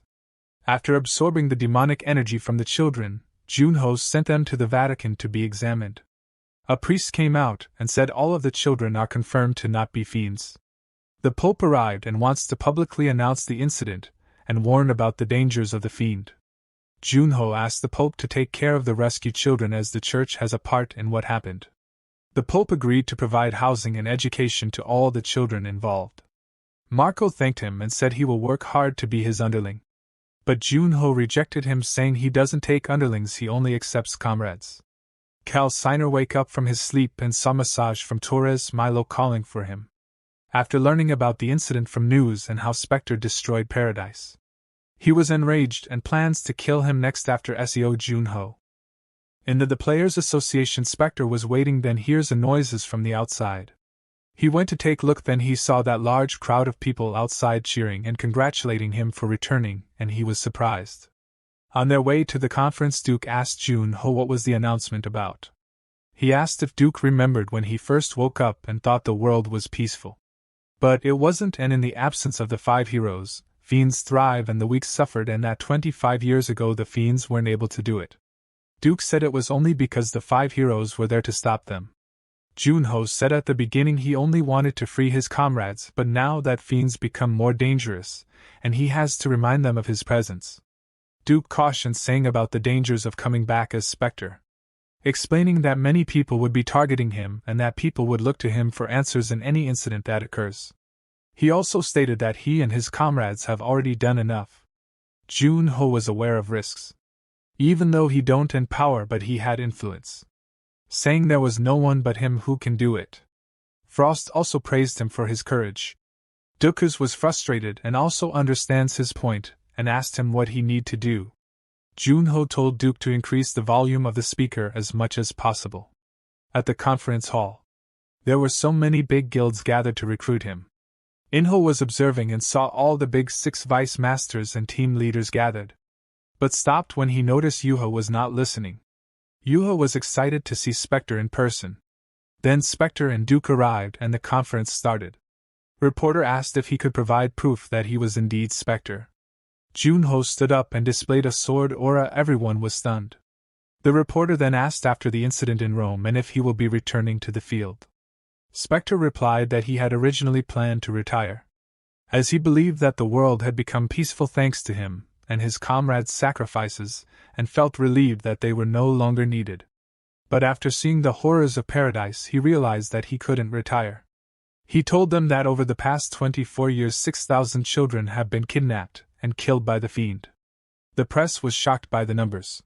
Spectre continued that it could have been easily prevented if the players, the guilds and the association joined hands and make it as the fiends never shows up again. Spectre addressed the fiends and told them Spectre has returned. In Players Association, Junho was laying on the couch and satisfied that the announcement is gaining attention. He was startled when the Frost Queen screamed. When he got there, he found that she called him just to switch to second episode of drama. He was annoyed and took revenge by giving her a carbonated drink. She thought it was a normal drink and drunk it. She went flying around and Junho was laughing. She was so mad, but Junho switched her mind by turning TV, and she was satisfied. As Junho was on his way to the training room, Duke called him to inform him that all of the leaders of the top 6 teams had come to see him. Junho wondered why the Big 6 was looking for him, as he asked Duke if they came for Spectre. Duke told him that they came for SEO Junho.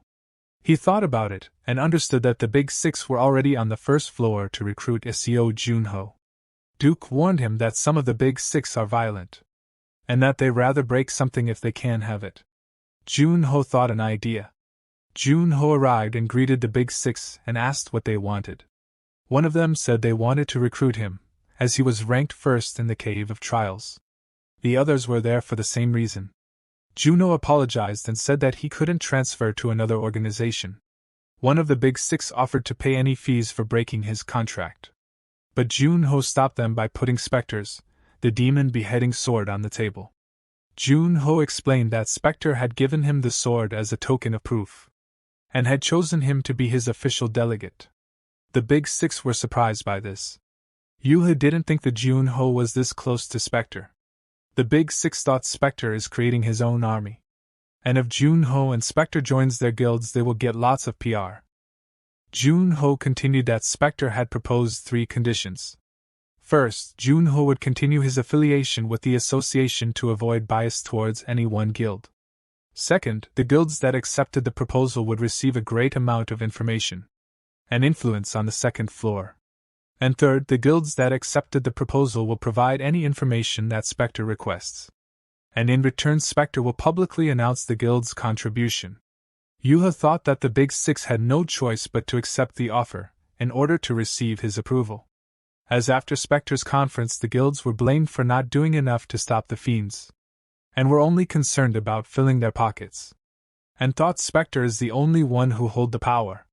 The Big Six said they would need to consult with their guild masters. Junho left saying they should contact him if they made a decision. The Big Six knew that as long as Junho is Spectre's proxy they wouldn't be able to recruit him, and they thought Spectre saw potential in Junho to become as strong as the 5 heroes. They also knew that Spectre had an eye for spotting potential as he did with Gilberto Green, who only had 1 D-rank skill, but everyone ignored him. Only Spectre saw his potential. Yuha caught up to Junho.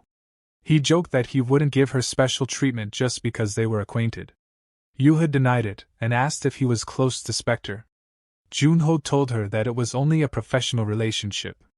She asks if he has met him for in person, which he confirmed.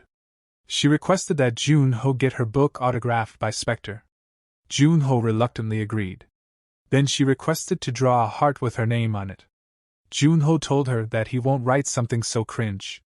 She said she's not asking him to write. Then she thanked him and left. Later in the training room Junho reviewed his stats, and discovered they were similar to when he was at level 60 in the past. He realized that when he will enters the 2nd floor he will be at a disadvantage even with the use of Spectre's name, and will need information from the Big Six to succeed. Junho summoned 10 level 100 dummies and decided to relearn all the skills he had used in the past before heading to the 2nd floor. He demonstrated his abilities by dodging an attack from one of the dummies, and then countering with an attack infused with magic. The Frost Queen noticed this and Junho confirmed that it used a lot of magic energy. He remembered a technique taught by Skya called Booster, and used it to charge and unleash a powerful punch that destroyed the area, impressing the Frost Queen. However, after the display Junho was exhausted, and explained that even when he was Spectre he could only use the booster technique for 10 minutes. Therefore he plans to train until he can use it effectively in battle, and then challenge the Winter Castle. 1 week later, during training the Frost Queen reminded Junho that his body temperature was too high and suggested that he use the Frost skill to lower it. Junho replied that he had tried, but if he used both the Frost and Booster techniques simultaneously, he couldn't control it. He estimated that it would take a few months for him to be able to use them effectively in battle. Despite this, he was satisfied with his training and contacted his secretary Cha, informing her that he will be heading to the Winter Castle Gate in Antarctica. Juno arrived in Antarctica with Duke, who was shivering. Duke left immediately as his only task was to bring Junho there. The Frost Queen remarked that Duke was too fragile for the harsh weather. Junho checked the information and saw that the clear objective was to defeat the Lord of the Winter Castle with a difficulty level of brutal. He entered the gate and wondered where the castle was located. But the Frost Queen directed him to go northwest and informed him that they were in the Ice Kingdom of Niflheim, the country she used to rule. The Frost Queen was perplexed as to how the Winter Castle still existed, since she had left it. Junho asked her for any information about the castle, such as the number of guards or if there were any secret passages. The Frost Queen became angry as he was asking her to reveal the country's secrets. Junho jokingly suggested that their destinies were already connected, and they would be together forever. Eventually the Queen relented and shared what she knew, mentioning that they had initially intended to summon all of her knights to the previous gate that Junho had entered when he was Spectre. The Frost Queen remembered there were 27,000 soldiers in the Winter Castle, but believed the number to be lower because they were now inside a gate. She also mentioned that it might be possible that the only one in the castle was Sir Kiss Bremen, who was the Lord of the Winter Castle and his loyal knight. Juno asked about his strength, to which the Frost Queen replied that Sir Kiss would only need one finger to defeat him. Junho thought that Sir Kiss was stronger than her, but she became angry and explained that she was extremely weakened when they fought. Junho was relieved as he thought that Sir Kiss might also be weakened. They entered the castle and the Frost Queen explained that behind the door there was a hall where 100 knights awaited and he would have to fight each one to prove his strength. Junho exclaimed why she had only told him this now. She reasoned him that during the proof of knighthood the fights would be one at a time. As he opened the door, he saw the knights facing him. The door closed, and the knights drew their swords. A knight named Horan Simus asked him to state his purpose, and the Frost Queen instructed him to say that he came to prove his knighthood. Juno was doubtful, as the knight repeated his question and warned him that if he did not answer he would be considered a trespasser. Reluctantly, Junho said that he came to prove his knighthood. 3 months have passed, and Junho is shown sitting in front of a fire eating his bread. She recalls what had happened the first night. One knight stepped forward and pointed his sword at him. But Junho found the fight to be enjoyable. He noticed that all of the knights he fought were strong, and if they were compared to players, they were at least level 100. Their fighting techniques were almost flawless, and all of them used weapon aura that is unique to them. He wondered if they were more dangerous than players. Juno was not aware that sword aura could have diversity. The Frost Queen asked him to explain what he meant. He explained that the player only uses one type of weapon aura, infusing magic into their blade, to create an aura like a flame. However, the knights use auras like drills or sharp auras like spears. Junho asked if there were player systems in Niflheim, and the Frost Queen was certain that there were not. Junho assumed that the knights cannot obtain stats or skills. They achieve their level just through training their bodies and magic all their lives.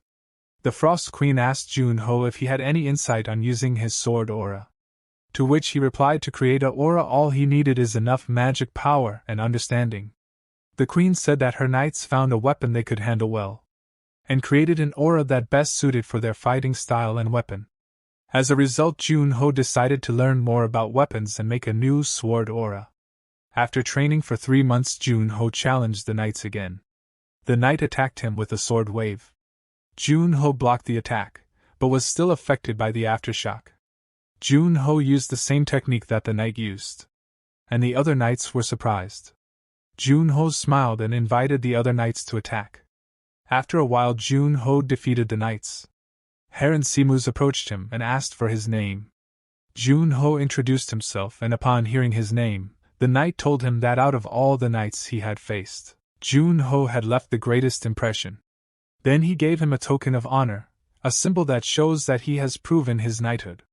The knight explained that those who have passed the test may request a meeting with the lord of the castle. The knights bid their farewell to Junho. As he leaves to meet the lord, he felt the pressure coming from Kiss Bremen, as he saw the lord sitting on his throne. Upon facing Kiss Bremen, Juno realized that he was a powerful adversary. The Frost Queen remarked that Kiss seemed to know that Juno was a player. He agreed, as evidenced by the intense aura of bloodlust emanating from Kiss. Junho took out his spear and launched in direct attack against Kiss, but his strike was effortlessly blocked. Despite this setback, Juno pressed on with multiple follow-up attacks, all of which were parried by Kiss without even trying hard. Junho's surprised and used skill booster. Frost warned him about activating his booster ability too early in the fight, but Junho knew he couldn't hold back against such a formidable opponent. He inquired about the duration of the booster, and the Frost Queen informed him that he could sustain it for 1 minute and 2 seconds. With this knowledge, Juno resumed his assault on Kiss, and the two clashed fiercely. However, the confrontation ended abruptly when Kiss sent Junho flying into a wall, shattering his weapon. He realized the significant gap in weapon quality. Junho switched to his main weapon, while Kiss activated his ability, causing a thick mist to fill the room. The Frost Queen informed Junho that the mist was called a Shin Mist, and although it held no special properties, but it would impair his vision and make it difficult to anticipate Kiss's movements. Juno was frustrated by the decreased visibility, and decided to deactivate his booster ability and focus on locating Kiss. Suddenly, Kiss launched an attack from behind, but Juno managed to evade it. He counterattacked, but Kiss swiftly grabbed him and slammed him to the ground and attempted to stab him in the head. Junho narrowly avoided the attack but sustained an injury to his shoulder. Fortunately, the Frost Queen intervened and managed to push Kiss away from Juno. Junho acknowledged that he couldn't afford to let Kiss continue attacking him, and the Frost Queen proposed the ambush strategy. However, Juno rejected the idea, explaining that Kiss was too formidable for him to conceal his presence successfully. Juno realized that this was the worst possible scenario for him, and his mind was becoming increasingly clouded due to the strain of using the booster ability. Moreover, the mist was causing him additional problems while Kiss was taking advantage of the situation and gaining the upper hand. Jun-ho resolved that it was time to reverse the situation. Meanwhile, Kiss was impressed that Jun-ho had managed to evade him and remain hidden within the mist. However, Kiss could sense Jun-ho's presence and knew he was close. Kiss saw an outline in the mist and swiftly attacked. But Jun-ho was not there, and suddenly Kiss found himself frozen, realizing that he had fallen into a trap. Jun-ho then emerged behind him and explains to Kiss that mist is formed by concentrated water vapor and can be turned into ice by lowering the temperature. Kiss attempted to retreat, but Jun-ho froze him and delivered a fatal blow. He was surprised to find that Kiss was still alive. Kiss asked for forgiveness from His Majesty. Jun-ho noticed this and asked the Frost Queen why she wasn't revealing herself. The Frost Queen replied that she didn't deserve to, because a monarch must protect their people, but she failed to protect the knights of the Winter Castle who were also citizens of Niflheim. The Frost Queen approached Kiss and spoke to him, stating that this was what it meant to be weak and cry out in silence with no one to answer. Jun-ho received a message indicating that he has successfully cleared the Winter Castle and received the armory key as a reward, along with an increase in his stats. Due to the limit breaker, he had also completed the hidden quest of the Winter Castle, resulting in an increase in his weapon mastery. Jun-ho was pleasantly surprised by the generous rewards and felt that his 3-month stay was worth it. Upon arriving at the armory, he was informed that he could only choose one weapon and would be teleported outside after making his selection. Jun-ho was disappointed. Frost Queen assumed that Gray the administrator may still be watching him. After analyzing the available weapons, Jun-ho chose the Cruel Executioner halberd, which had the ability to recover his stamina. He was satisfied with his choice as it would allow him to fight multiple opponents while continuously recovering his stamina. As they walked out of the castle, Jun-ho caught sight of a portrait of a woman and was struck by her beauty. However, upon closer examination, he recognized the woman's hair and clothing and began to suspect that it was the Frost Queen depicted in the portrait.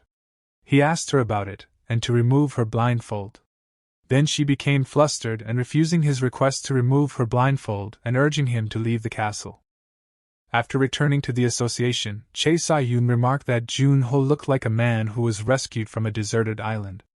Jun-ho asked if he really looked that bad, but Chae Sa-yoon thanked him for returning safely. Meanwhile, people discussed doubting whether Jun-ho was really part of the association. They get out of room. Then Chae Sa-yoon apologized to Jun-ho for the crowd's reaction upon his return and expressed the association's difficulties during Jun-ho's absence. The complaints from sponsors and commission requests had ceased, and some even demanded to have their funds returned. The president was having a tough time, but they could not do anything without Jun-ho, who had built the association's reputation. Then Jun-ho stated that they don't have to pay attention to people's opinions regardless of the association's reputation. Chae Sa-yoon expressed concern about the negative attitudes towards Jun-ho after only 3 months, but Jun-ho clarified that he fights for his own goals and not for others. Chae Sa-yoon admitted that Jun-ho is correct and wished she had realized it sooner. He then lightened the mood and joked about Chae Sai's occasional denseness. Chae Sa-yoon joked with Jun-ho that she was too dense to fulfill her duties, such as relaying messages from the Big Six. In the Dokabi's office, Messenger informed Guildmaster Shin Sung-hyun that Spectres has requested to gather information about the fiends and send it within 30 minutes. The Dokabi Guildmaster ordered the messenger to compile and send all information below mid-level. However, the messenger was hesitant and suspected that Spectre made a similar request to the other guilds. As he encountered other messengers from the Big Six, Sung-hyun realized that Spectre intended the guilds to compete against each other. He assumed that Spectre knew that the guilds had agreed to limit the information they provided. Spectre likely plans to discard those that do not provide valuable intelligence. Sung-hyun felt that they were all being controlled by Spectre. He then ordered to give all information except the classified and top-secret ones. Sung-hyun opted to make it clear to Spectre about their stance so that the Dokabi Guild would be the sole guild he would cooperate with. While waiting for the guilds to respond, Jun-ho reflected on the risk he took by setting a 30-minute deadline for the information request. He desired to turn the guild master's tactics against him. Jun-ho received the replies from the Big Six guilds, which came in earlier than he expected. He speculated that the guilds probably made an agreement to limit the level of information they provide him during the time he was gone. However, by forcing them to compete with each other, he was able to get valuable information that cannot be bought with money. Jun-ho believes that despite being so-called the Big Six, they still have a lot to learn. Jun-ho plans to enter the second-floor frontier in 10 days, and to prepare himself, he decided to memorize all the information sent by the Big Six. However, he felt like he was the only one working, while the Frost Queen was watching TV. She explained that she was studying human culture. Jun-ho estimated that it would take him 4 days to read through all the information.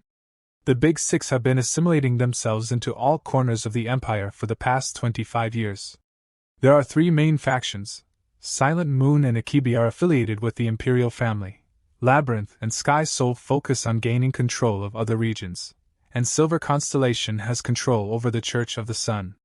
In addition, the Halm Guild has founded a new mercenary guild that covers the most ground in terms of activity, and is separate from the 3 factions.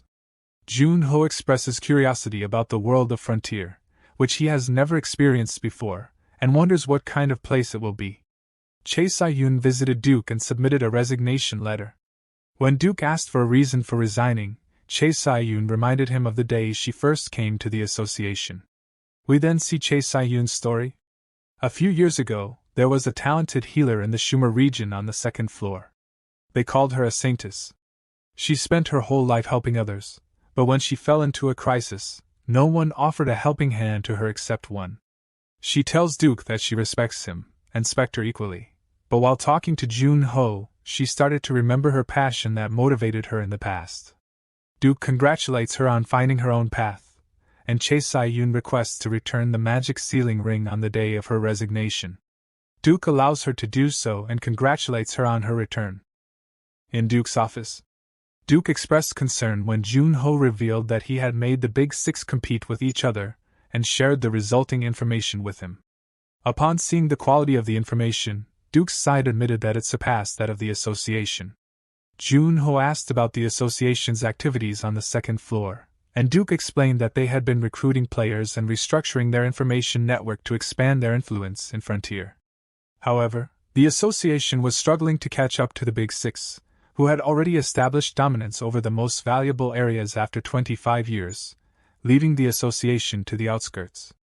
Jun-ho suggested making a significant contribution in a war, but Duke explained it wouldn't be easy.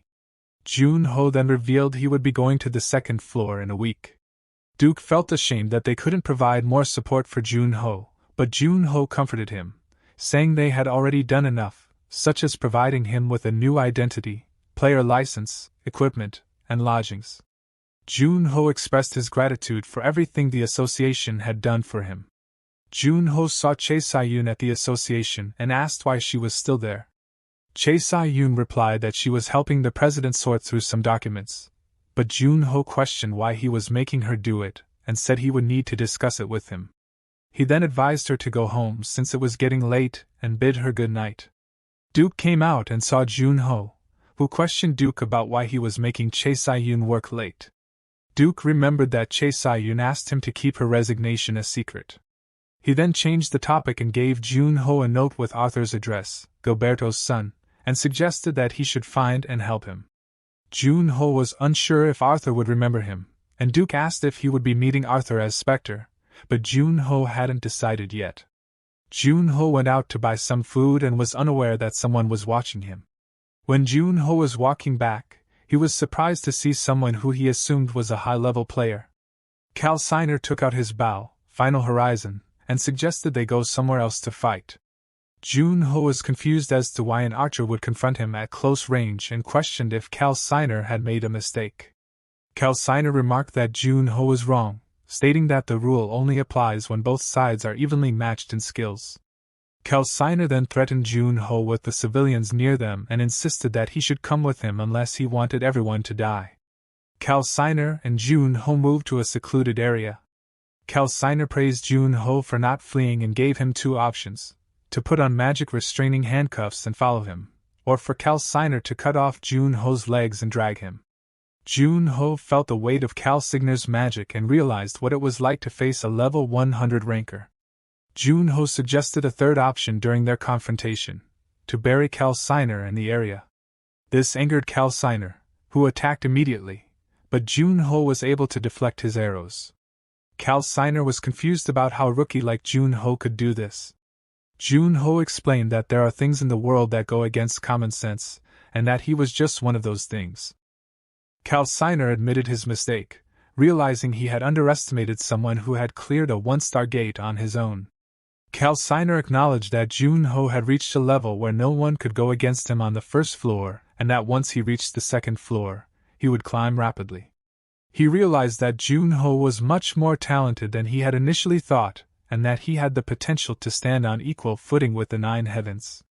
Calciner felt it was a shame that a talented person like Junho would die by his hands, and he fired multiple arrows at Junho, who struggled to dodge them. Junho then realized that Calciner was controlling the arrows with his magic and filling the area with a thick layer of his magic, which was slowing down his movements. Junho realized he couldn't afford to get hit, so he activated Booster and destroyed the incoming arrows. Calciner acknowledged Junho's skills and decided to go all out. Junho sensed a shift in Calciner's magic from chaotic to calm, and then Calciner fired an arrow that destroyed the area where Junho had been standing. However, Calciner then felt a cold magic surrounding him as Junho activated his veil of darkness. Calciner was surprised to see that Junho had two attributes, and he witnessed his own attack being frozen by Junho. Junho revealed that he didn't want to use his frost skill but had no choice and intended to leave no witnesses alive. Calciner was eager to discover Junho's true identity, and summoned multiple arrows to finish the fight. Junho also wanted to end the battle quickly, as he was overusing his booster ability, which could overheat his brain. So, he decided to force close combat to kill Calciner. Junho charged towards Calciner, who laughed, thinking Junho was eager to die. But he was surprised when Junho disappeared and reappeared behind him using Shadow Teleport. Junho landed an attack, but Calciner twisted his body to avoid critical damage and countered, pushing Junho back. Junho cursed the regeneration abilities of a fiend as he saw Calciner's hand had already returned to normal. To become a fiend, one must drink a demon's blood. However, it is difficult for humans to handle demon powers, so most people dilute the blood with water before drinking it. Despite this, some people drink the blood undiluted for overwhelming power, and the rare few who survive become fiends and gain access to the demon's powers. Calciner commented that Junho's ability to suddenly disappear must have specific activation conditions since he didn't use it right away. Calciner then vowed to send Junho to hell for sure this time. Calciner offered to spare Junho's life if he put on magic restraining handcuffs, but Junho refused and launched an attack. Despite being close to his limits, Junho managed to destroy some of the arrows, but some still hit him. Despite being aware that Junho was reaching his limit, Calciner was surprised to see him charging towards him. As Junho closed in, Calciner managed to catch him, but it was only one of Junho's abilities. Junho then appeared behind Calciner and landed a crucial hit. He commanded his watchguard to consume Calciner, then Calciner realized that Junho was Spectre while cursing Junho and questioning why he hid his identity.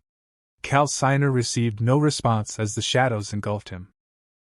The Frost Queen was watching TV when she remembered Junho's promise to come back soon, wondering where he was.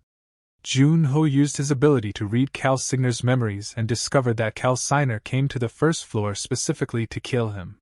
Despite being pursued by the High Blade, he became worried that he might get caught up in something due to killing Calciner. From the memories, he found out that the Fiend Association is located in the Shumer region on the second floor, consistent with information he obtained from the Dokabi Guild.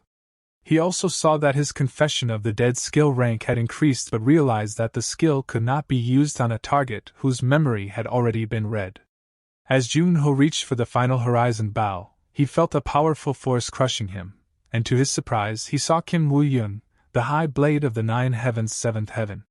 He was amazed by Woo-young's speed, considering that he was still on the second floor, according to Calciner's memories. Woo-young mistook Junho for Calciner and expressed surprise that he had come down to earth. He explained that it was difficult to track Alcina's scent, and the stench of a fiend and the scent of trace incense would always linger on him. He vowed not to let Calciner go this time. Junho tried to explain to Wu Ying that he was not Calciner, but Wu Ying attacked him with an attack that narrowly missed him. Junho realized that Wu Ying was not willing to listen to him, and thought that things were going to get difficult, but he had no other choice. Junho admitted to killing Calciner and called someone. Later, Wu Ying talked with his guild master on the phone. After the call, he apologized to Junho. Junho said it was all right and that he would have done the same thing, but Wu Ying still wanted to compensate him for the inconvenience. Wu Ying healed Junho's wound using an elixir. Junho thought it was wasteful to use a legendary elixir for a small injury, but Wu Ying insisted on taking responsibility for his mistake. Wu Ying expressed his curiosity about how a level 30 player like Junho could defeat Demon Bao Calciner alone. Junho agreed to tell him only if he fulfilled his request to announce that he was the one who defeated Calciner, and never to reveal Junho's abilities to anyone else. He also asked for Wu Ying's help in the future if needed. Wu Ying agreed to help but warned Junho that if his powers strayed from the paths of humans, he wouldn't let it slide. Junho reassured him that it wouldn't be a problem. Junho showed Wu Ying his frost skill. Wu Ying was convinced that it was powerful enough to defeat the demon Bao and comparable to an S-rank ability. Wu Ying recognized that this was the association's key to calming the heat on the third floor. Junho stated that this information can never reach the ears of the fiends. Wu Ying agreed and destroyed the ice surrounding them while stating that an hour ago he defeated Calciner. Junho returned home looking disheveled and was surprised by the sudden appearance of the Frost Queen. She questioned him about his whereabouts, as he had said he would only be gone for a short while to meet his friend. Junho replied that something unexpected had happened.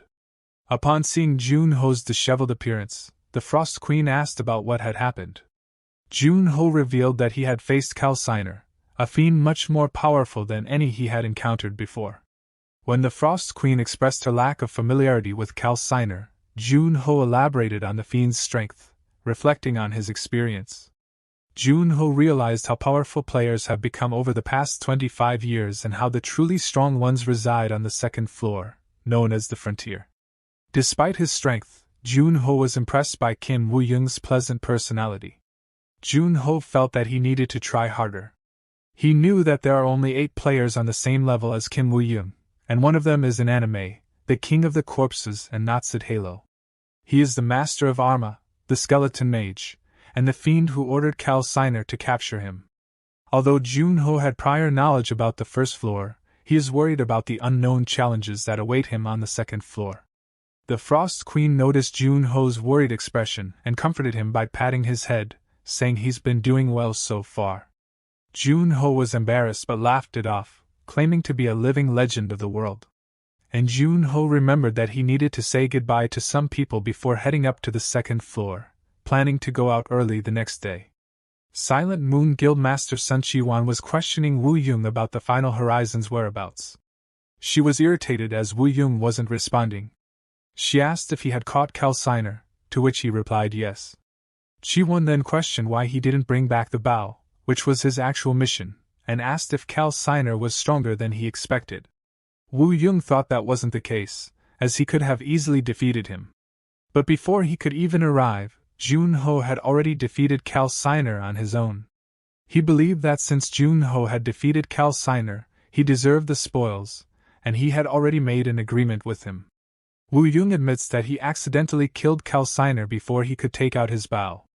Chiwan is angry and confused about how Wu Ying, who is considered perfect, could make a mistake. Wu Ying apologizes, but Chiwan forbids him from apologizing further and demands to know the real reason for his failure. Wu Ying then reveals that he was able to gain something more valuable than the Final Horizon, the future. Junho went to visit his comrades and discovered that his magic stat was still not high enough to remove the seal. However, he noticed that the message had changed, leading him to believe that he was getting closer to meeting the requirements. While he was there, he saw that the Frost Queen was feeling guilty about what had happened to his friends. He sighed and asked her if they were still alive. She confirmed that they were but that he needed to become much stronger if he wanted to break the seal. Jun-ho turned around and left. The Frost Queen tried to convince him to stay on Earth a bit longer, but he insisted that visiting Duke and Noya before heading to the second floor would be enough. As for his comrades, he reassured her that he would see them again once they were able to meet properly.